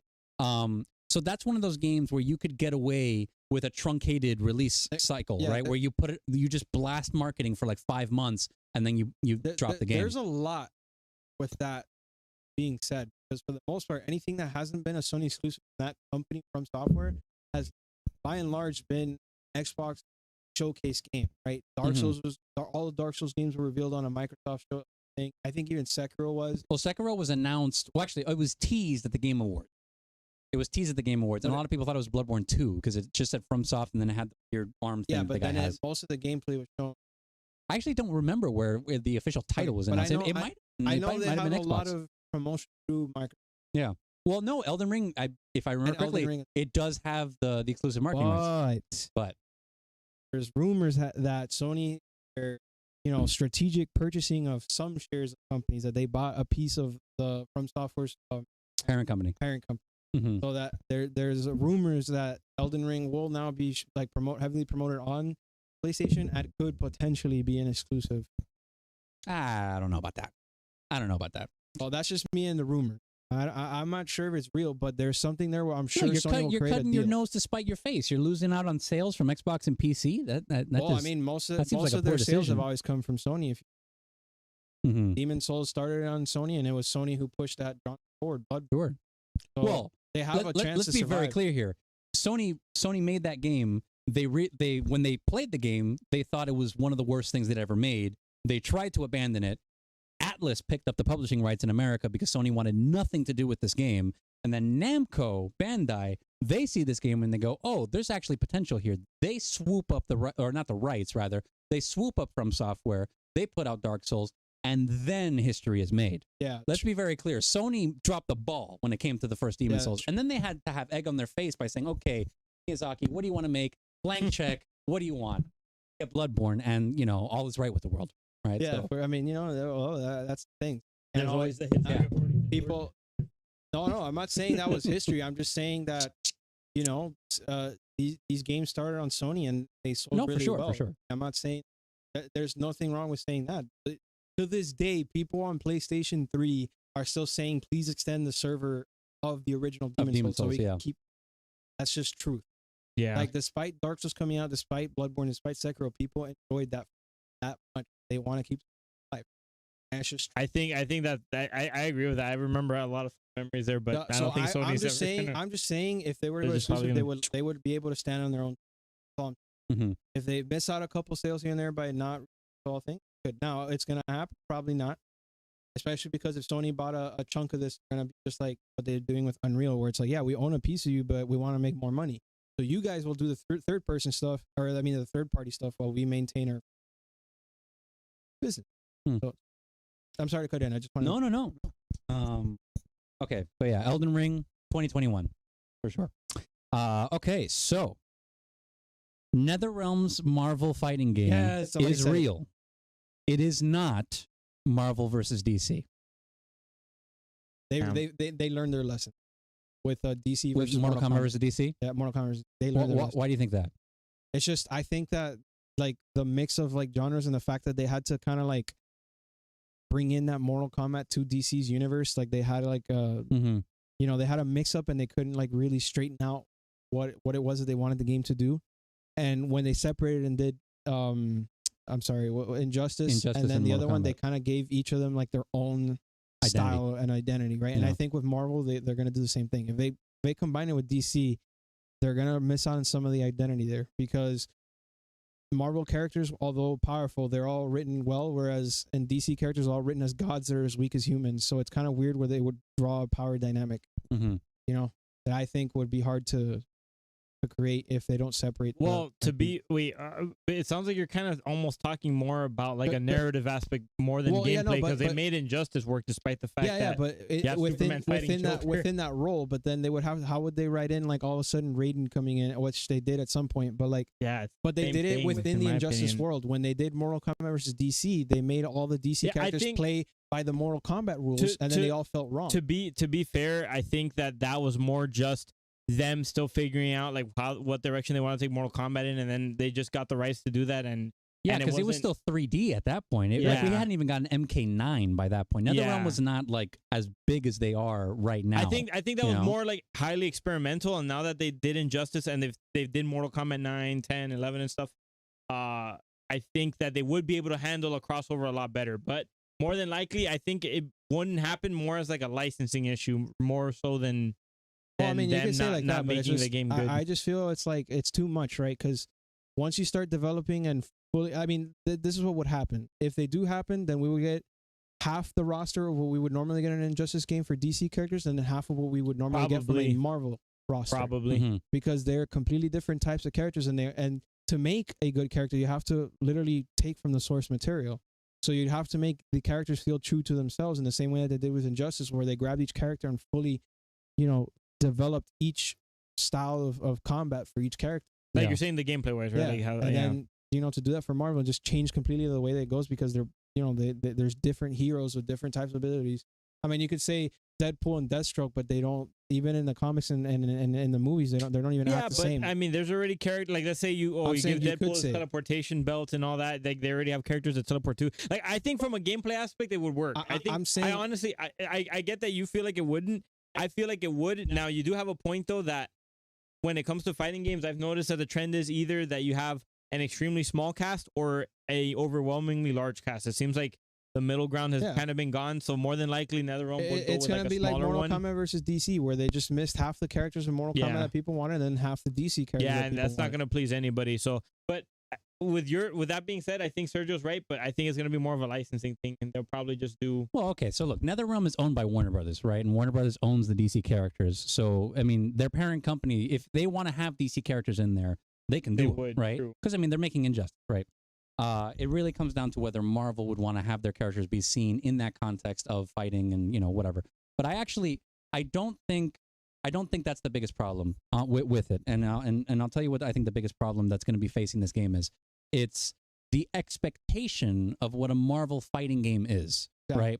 It like I don't have any doubts that NetherRealm could find clever ways to make Marvel fighting characters interesting, and they'll have their own spin on it, and I'm sure it'll be a fun game to play. That's not the point.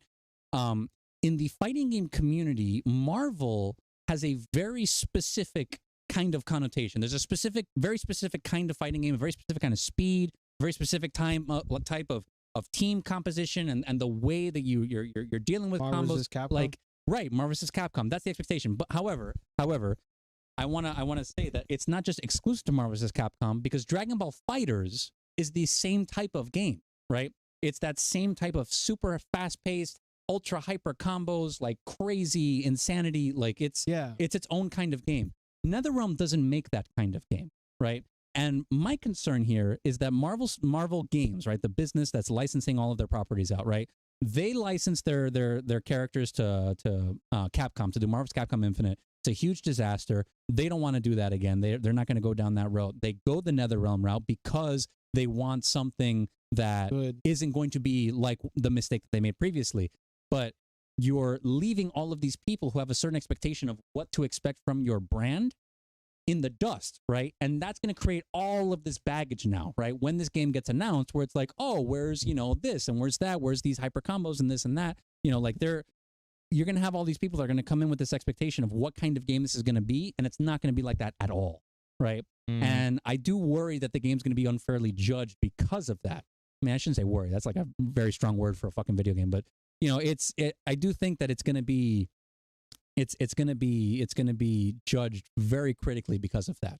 I don't know how aware Marvel Games is of that notion though, because I don't see Marvel the company looking at the characters, or rather looking at their characters and their fighting games as different things, right? They're just seeing it. Oh, people like Marvel fighting games because they like Spider-Man, they like Iron Man, they like Wolverine, they like all these characters.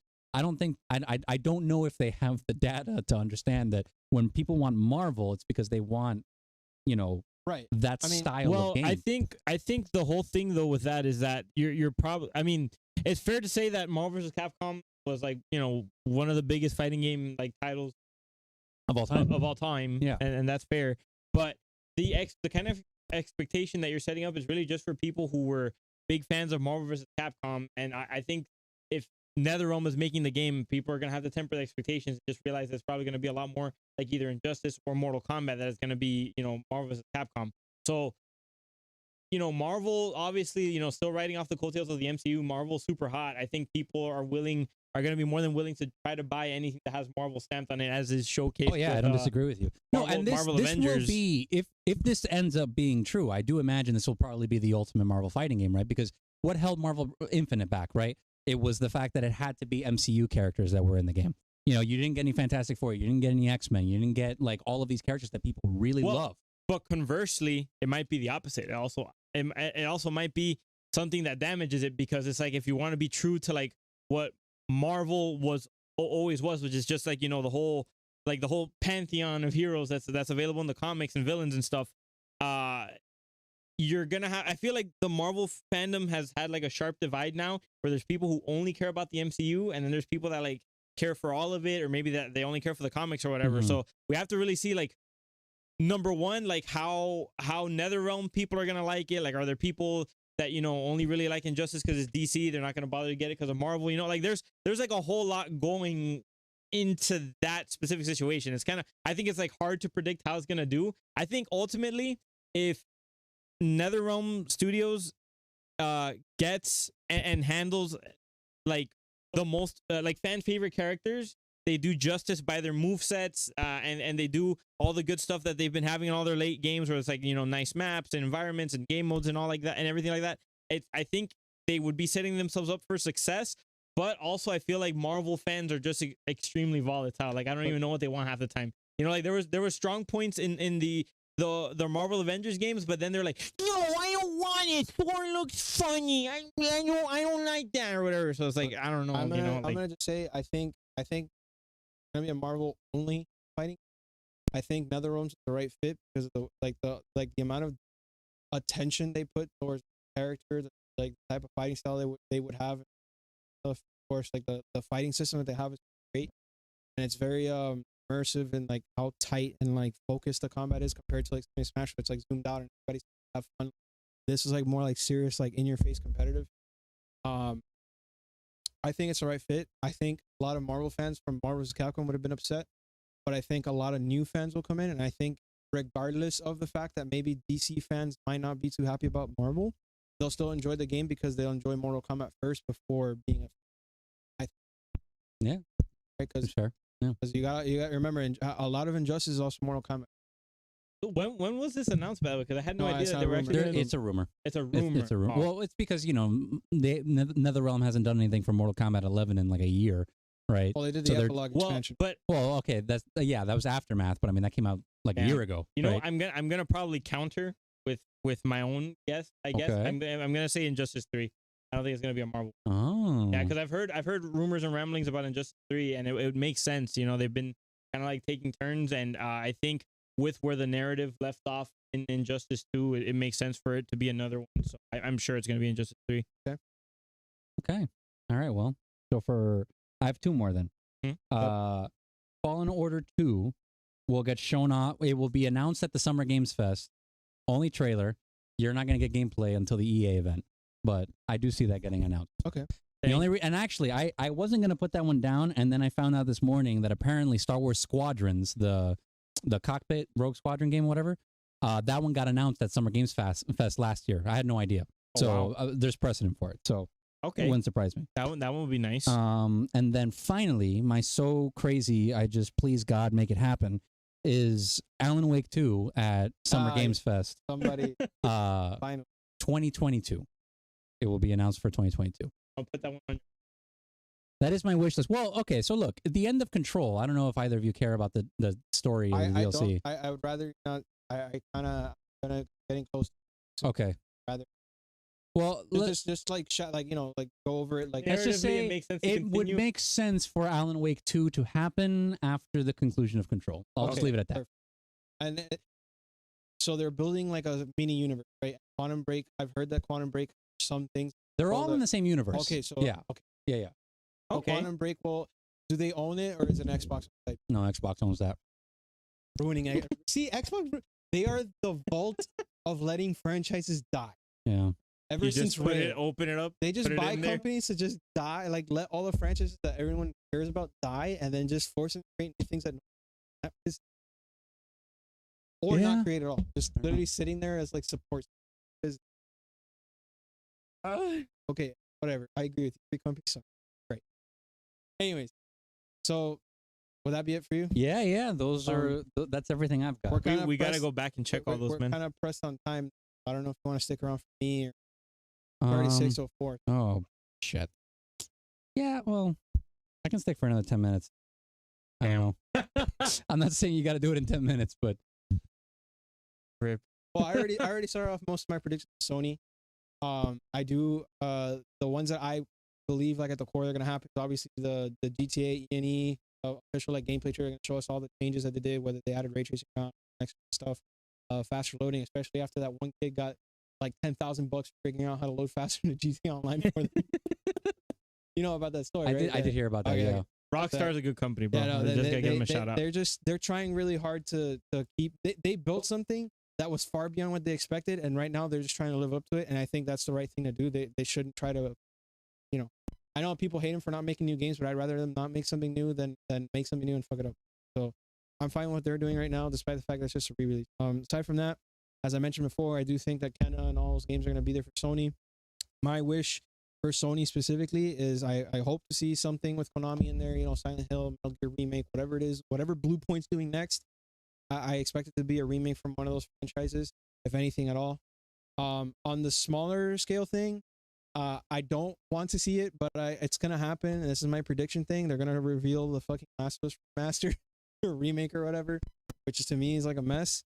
But I do. My wish list is I do want to see them saying that they're gonna consider reviving Sly Cooper and Jack and Daxter and all that stuff with another company or whatever it is. What I want to see, which I hope they do, is a greater exploration of FPS boost. And I'm talking about boosting Blood, boosting Horizon, Zero Dawn, boosting all those FPS out. Even dude, that would be phenomenal. I mean, like, they made a trailer. If they made a trailer, get all the PS4 titles and just fucking ass blast it straight to PS5. They made a trailer. Great. They made a trailer saying that they were gonna boost. Same with that Xbox. We haven't seen them, right? Like they haven't made a case for it in the way Xbox did. But I hope to see that. That's my PlayStation stuff. I mentioned at the beginning, back to the beginning of that video, but essentially, I think it's going to be a pretty fair thing. Sony's not going to do too many crazy things. At the most, maybe PSVR 2 is the craziest, aside from the Konami thing. Do you have a wish list from like any other like companies? I'm going to get to it. So for Xbox, I believe the rumors that they bought Crytek. So what's Crytek? I hadn't even heard about that. Huh. I believe that they're going to announce it at E3 that they bought Crytek. Price is going to be exclusive, including the Crysis 4 or whatever they're going to make next. And Xbox is going to officially become the FB Xbox in the same way that Sony's become the third person. Was owned by Koch Media, like the people that own Deep Silver and all Microsoft paid to buy them. Oh, okay. Yeah, I have heard rumors that there's another acquisition that they might be announcing. I think it's Crytek. So I think officially Xbox will be known as the FPS like console versus like Sony's like third person narrative console. So, you know. Here's to see what's gonna happen with that. I think that Halo Infinite will be revealed, and I think we're gonna get a beta within the summer. That's fair. We're gonna get a beta for Infinite, so they can test out the online. It's not whatever excuse they want to give for saying that the game's not finished. Yeah. I plan to see I'm hoping to see again like Horizon gameplay, an announcement for the next Gears, for sure. Actual substantial gameplay for State of Decay 3. And in a development update on Perfect Dark. A development update. I want it. A development update. Listen to what I'm saying. What are they going to show us? A napkin, dude? I mean, they said with the last trailer, it was like, this is not the game. This is what we want the game to feel like. Yeah. It's not even the real thing. What they're going to do is they're going to talk about it and then maybe give us an official CGI trailer. Already gave us an official CGI trailer. They gave us another one. Will be shown, but only the ship creation rumor thing that they've been talking about. Only the ship creation. They're not going to show actual gameplay. They're going to show you craft your own ship. I think that's Starfield. And then they will probably announce. I mean, they will probably show something for Indiana Jones, and most of it's just going to be Game Pass updates and Game Pass. That would be pretty hot. Nintendo, I want to see Breath of the Wild 2 gameplay. I want to see I don't want to see Metro Prime. I want to see Metro Prime trilogy ports, and I want to see them following the same trend they've been doing with the Mario ports, Zelda. I want to see them port to trilogy. I think Jordan's one of the very few people who support the ports. He's just like, yo, I finally want everything on one console. Yeah, I mean, I'm not supporting the whole like, oh, we're gonna re-release it for like higher than the price than what it was before, because I'm of the mind that if you're gonna re-release something, give us something. You know, they're just re-releasing it. Like Sony re-released Spider-Man Remastered, but they gave a Spider-Man Remastered with ray tracing, improved graphics, whole character change. Top they charged it at $40, $20 if you bought Miles Morales. But Nintendo's like, oh, here's Skyward Sword, no changes, $60. I don't think they should do that. I'm against that. But I do want to see them port the trilogy over for the sake of I just want everything. And I do think that they're gonna do the pro reveal. I don't have much on Nintendo other than that, but I do feel like a Donkey Kong announcement. I know that you said the TheCo thing, but I think they're probably gonna announce like the next game beyond Country. Was it Donkey Kong Country? The last game that they did was Tropical Freeze. I think they're gonna announce a new DKC 3. All right. Well, I guess actually, I technically be DKC 6. Last thing I would see is updates to Bayonetta, because we gotta see freaking gameplay. I wish, a full length gameplay demo of Normal Heroes 3 without Suda 51 standing in front of it and just hiding the gameplay in his background. And lastly, my hopes, mind you, an Xbox Microsoft deal where they give Banjo-Kazooie where they just give it away? No, not give it away. Like they give them the IP, so they make. Like it's a deal across them, but Nintendo's leading the development with Rare. I think I would hope that would be great, because I don't know. I mean, I've heard mixed opinions about the last Banjo-Kazooie game that was released. Nuts and Bolts? Nuts and Bolts. Yeah, I've heard like mixed opinions of that. It wasn't really a Banjo-Kazooie game per se, but I've heard some people enjoyed it for what it was too. Did Rare announce their next game? Because that was another thing I was Everwild. Everwild, yeah. So they're doing Everwild, which is a new IP, and we're gonna see gameplay of Everwild. They're also still working on Sea of Thieves. Like they're still putting content out and they're still doing stuff. And I think they have a third game in development that they haven't announced. But that studio's been very vocal about how they're not particularly interested in legacy IP. Which is why you're seeing Perfect Dark at a completely different studio. You know, even though it's on their, it's Xbox, right? They're the people that made those games what they were. They're no longer at that company. They've been gone for years, decades in some cases, right? I mean, there are very few people that have been there since that golden era of, the 90s, right? That are still working on things. But, every major Rareware IP that's come out in the last 10 years, or rather old school Rareware IP that's come out, it's been from a different studio. So I think you're right about if a Banjo-Kazooie came out, that it would be with another developer. It wouldn't come internally from Rare. I don't know what team in Nintendo would do it. That would be cool. I don't think it would ever be Nintendo though. Why aren't they interested in legacy IP though? Because it's kind of weird. Them as a developer, it's kind of like Naughty Dog. They just want to work on other stuff. They want to work on other stuff and create their own thing. Like I was gonna say, like, because Killer Instinct did very well for them, didn't it? I thought, but that wasn't them. That was Double Helix. I know that, but. Okay, just bring back that old IP, man. That's all I'm saying. They're sitting on a gold mine, dude. I would love it, right? Yeah. Every year for like 3 years, I predicted Perfect Dark's coming back, and it never did. I want it, but if the developer has to want to make the game, Right. I have more predictions for Xbox, but unfortunately, they're just more like wishful thinking, and I don't want to get into it because right now they have too much that they've presented that I want to see those first before I get into my wishful thinking. Like there's so much promise that they haven't delivered on yet that I want to see that. So those are my main things for reveals. I just want to see updates to their stuff at this point. I think they're going to finally show something that's going to say, okay, this is a competitor to Sony. This is our answer to Sony. And it's not going to be Halo. It's going to be something else. That's my opinion on it. So I've covered also for third party. Alan Wake 2 is my thing, but I was hoping to see that they magically got Quantum Break and we got Quantum Break remaster or something for the rest of us. It's on PC. That's the closest thing you'll get to a remaster. I'll say it again to be that one guy that talks about games that no one talks about anymore. Agent finally getting revealed. Okay. Agent finally getting revealed. Half-Life 3 finally getting revealed. I'm pretty sure it still says it's coming to PS3 on the website. Yeah, it does. But my point is, I'm gonna be that guy that's just gonna talk about games that are never gonna be shown. So I'll start with Agent. I'll move on to Half-Life 3 announcement from the new company that made Alex. Beyond that, I want to see Warren Spector's System Shock 3. I know that they said that they supposedly canceled it or whatever, and it kind of went like bankrupt. But I want to see like an update saying like, hey, you know, we kind of we're on a limb, but we're making it. You know, I want to see that. We came back from the ashes of defeat. Yeah, I want to see them saying something along those lines. From Capcom, Dino Crisis definitely. But I want to see a remake remaster in the vein of Resident Evil 2.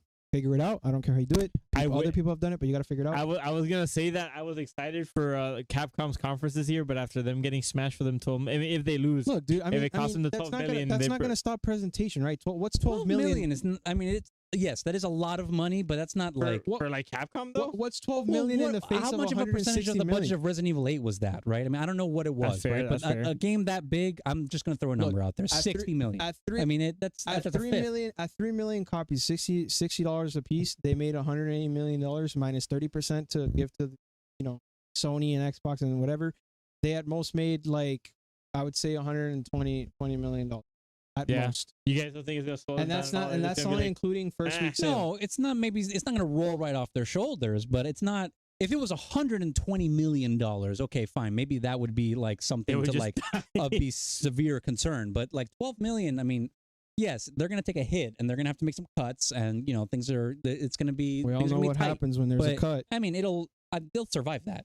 They will I survive agree. that.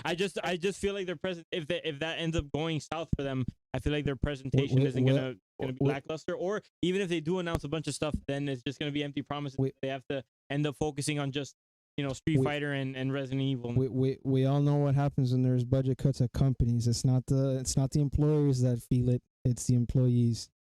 Then you get. You know, I remember Jaffe said something which I totally don't agree with anymore, which was like, I'm not going to buy Dying Light 2 because I don't want to support it, the abusive thing. And I'm like, you're right. And then I thought about it. Wait a minute. It's not the employers that are going to suffer. It's the employees that are getting abused that are going to suffer. They're just look, we're not selling anything. Hey guys, everyone, you're fucking fired. Yeah, exactly. It's like at the end of the day, the leaders that like the leaders are going to be the one that's like, oh, I just have all these savings to fall back on. Oh no, we're bankrupt. Then what about the people who actually suffered and got abused to make the game, right? So that's something I thought about, and yeah. But anyways, beyond that, aside from those predictions, which I hope Dino Crisis is in there somewhere because they've already said they're kind of tired of Resident Evil, at least the numbered entries. Like they're once 9 comes out, they're just gonna make spin-offs or whatever. They don't want to deal with like the main storyline anymore. So it's clear that they want to make something new. I think Dragon's Dogma 2 will get officially announced with an official like trailer and stuff. Beyond that, we got what other Square Enix. I think they're gonna show an official like full-length demo of Forspoken and something Kingdom Hearts related and something Tomb Raider related. I think was for sure. Okay. I think that's pretty fair. And then beyond that, what other companies have I been looking forward to? Can't recall. Oh yeah, and I think Deep Silver, despite the fact that they said they're not gonna show anything for Saints Row 5 or whatever, I think they're gonna show off a brand new game that's gonna it's gonna make up for not having for the most. I kind of sad more, that they admitted they're not going to show any time splitters, even though they confirmed that they're doing something with that. Yeah, I mean, they've been holding back for a long time, right? I mean, Saints Row 5 has been in development like Agents of Mayhem. Yeah, no one talks. So they're doing something, but they're just taking their sweet time with it. They're redeveloping all their systems. They're trying to, and of course, those teams are infinitesimally smaller than anything in any other. I think that's pretty much it for predictions. If I want to go off of like EA. I don't think Fallen Order 2 is going to be announced. I think what's going to be announced is like what Respawn said, that they're making a whole new IP.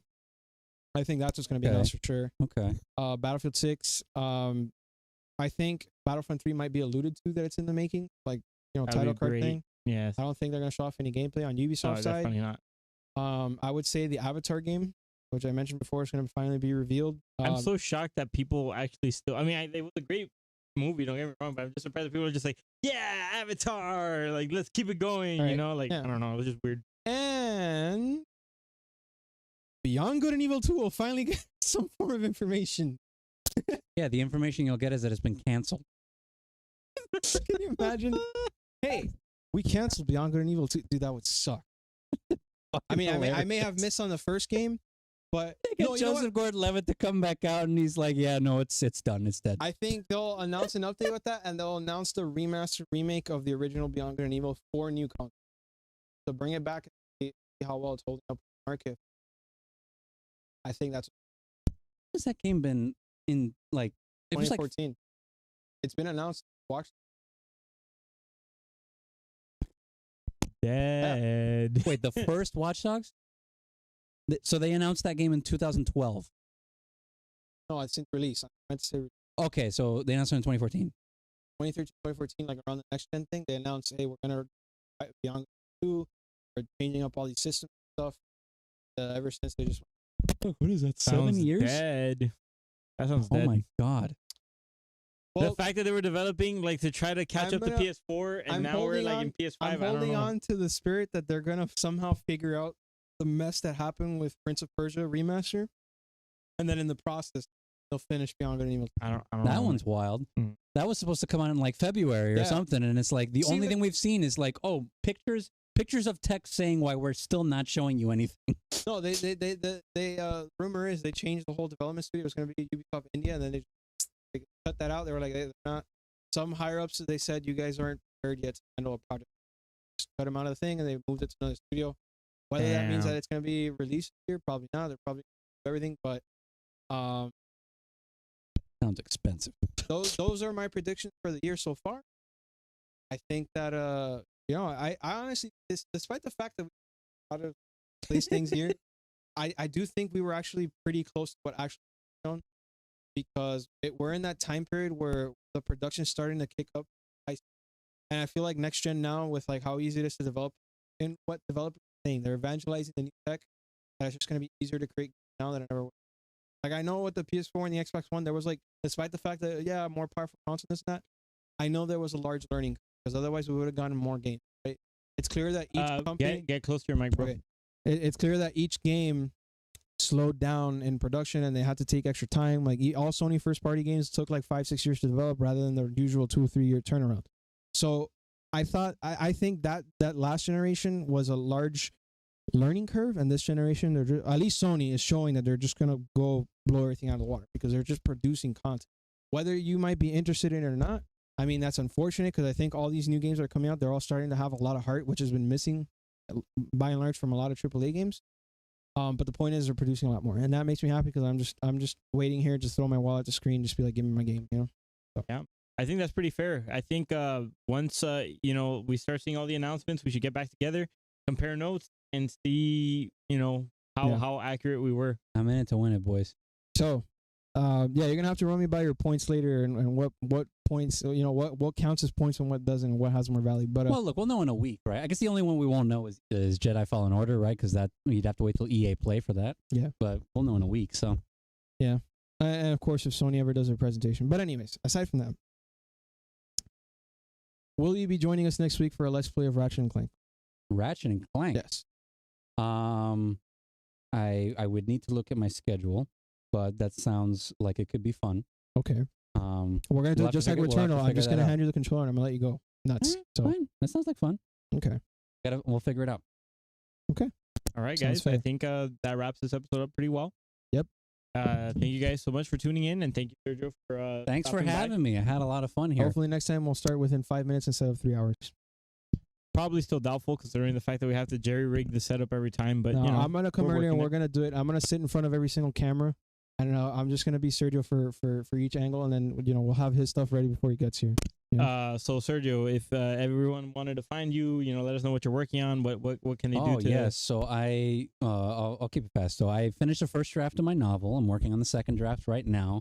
It's going very well. I'm very excited by what's coming along down the pike. I don't want to give a release date or anything like that yet. I need to finish the second draft first before I even start thinking about that. But I do intend to have that out before the end of the year. Okay. And the best place to find that would be right there, srsotolongo.com. It's my website. You can find my podcast, my books, anything that I've got.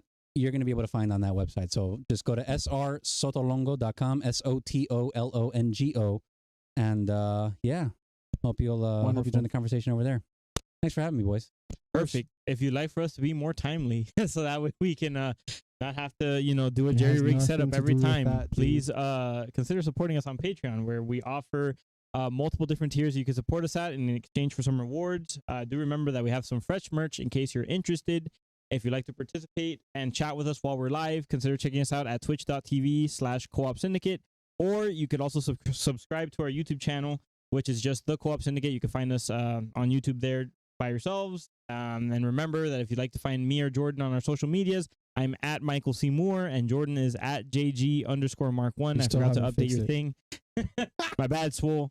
Thank you guys so much. And by the way, just a quick shout out to the Buzz Sprout listeners. Thank you for getting us to 125 downloads. I have to tell you that the downloads have started escalating pretty fast. Good. That means we're getting stuff that people like. I'm happy. My original plans for the show are staying intact, because it was like every single time we hit the release award, which is like, I think we're obviously the last one we got was the 25th episode. We'll also get the matching download one, which is the 125. So we're like going perfectly with it. So if you guys keep supporting us the way that you are, that'd be phenomenal. Phenomenal. Thank you so much. Yeah. And we'll also do better next time to improve. We're still working on it, but we're improving the Discord so we can have call-ins finally. Yeah. For those of you that would like to interact with us personally, Sergio, you're always welcome to call in if you think we're saying dumb shit. Yeah, we the link is always in the description. So if you're watching us, just go to the description. It's right there. Okay. And you could call us There's up. no membership block or anything yet. Like, it's whoever wants to start. You guys will be the start of everything. So. Yep.